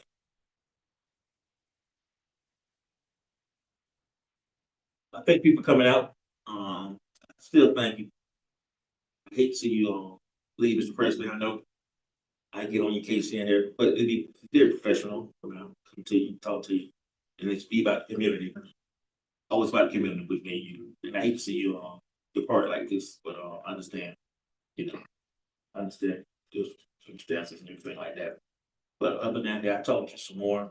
Everybody have a good night, almost good morning. So I have. Councilwoman.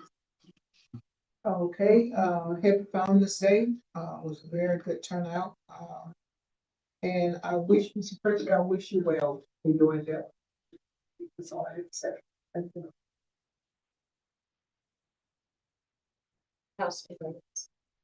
Good evening, everybody.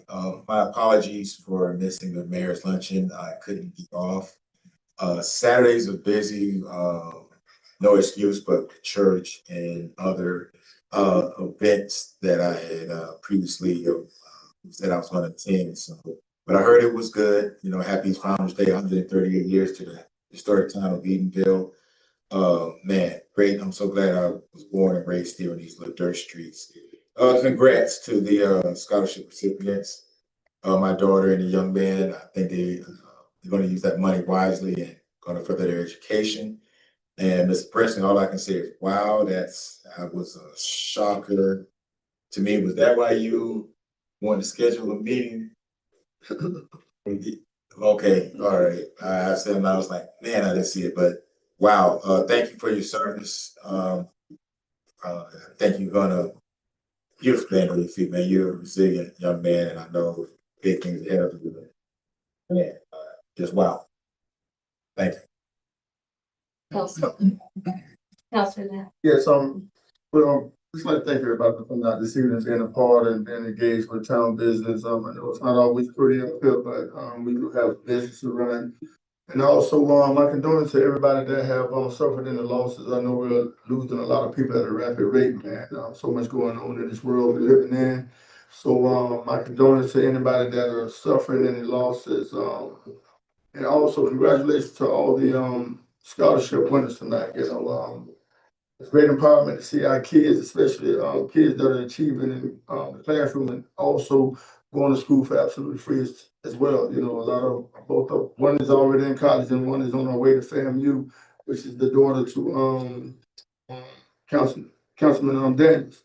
So kudos to them, man, for just just believing in themselves, and just having that desire to want to do better in life also. So salute to you guys, and it was a pleasure for me to sign each one of those checks. As a matter of fact, also, so I hope they do. I hope that money do them well, and it does everything that God intended for it to do.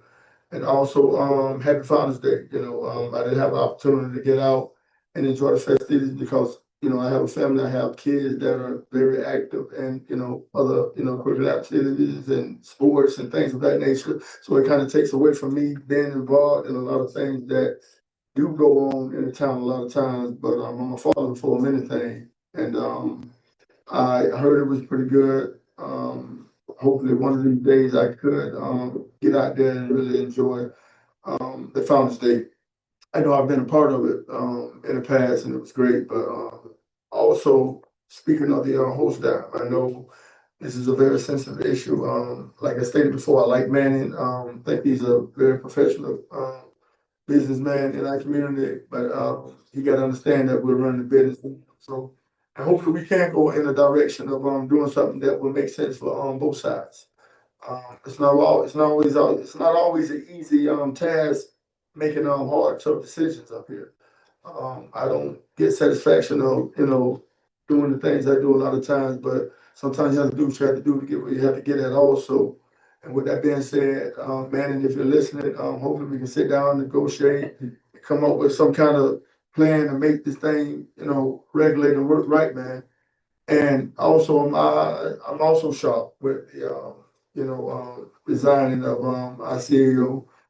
Mr. President, I know I had, a great joy of serving with you, man. Sitting in that seat. I tell you all the time, it's not an easy seat to sit at. I've seen several people come and go in that seat, man, but it takes a very unique person to sit in that seat and take all the punishment you take sometimes. Sometimes, some people can run you off, and I get it. I appreciate your professionalism. I appreciate the integrity that you brought to this community. I know that you had every intention for us to turn a new leaf and do things that's going to be like mine in terms of just being successful, man, and having the betterment of this community, which you did. So regardless of what other people may think of you, man, me, man to man, I appreciate everything that you brought to this town, and it's with great joy and gratitude to say that I was a part of someone that really loved God first and had our best interest. So salute to you, man, and whatever your endeavor is going to be moving forward. And if all minds and hearts are clear, that's my report. Y'all stay blessed. Thank you, Mr. Press. Great job, and I commend you for just being able to walk away. To literally just brush off your shoulders and walk away. I'm happy for you. And I think hopefully this tells a story that we can't just say what we want to say, do what we want to do, and think that people have to take on it, because they don't. They don't. And we lose great people like that. Thank you to the CRA board and Director Johnson for the wonderful luncheon. And Marissa, she's not here, and the clerk's office for Echoes of Eatonville, a curated walk through history. I suffer from vertigo. It's getting better, but it's off and on. So Saturday, I had vertigo, but I was here Friday with the exhibit here. And what I loved about it on Friday was that drew our elderly population. When we have, music on the stage and stuff, we don't really see them. But Saturday and Monday, they were here, the exhibit, and they went to lunch. That was a beautiful thing. And that's like, when you celebrate Christmas, what is it really about? And I think what we saw, this is what Founders Day really is about. Going back to who started this or who the getting it started. So that was massively impressive. And with that being said, y'all, drive carefully. Good night. It is 9:46. I move for adjournment. Second. It's moved and second on favor say aye. Hey, stop walking. Opposed? None.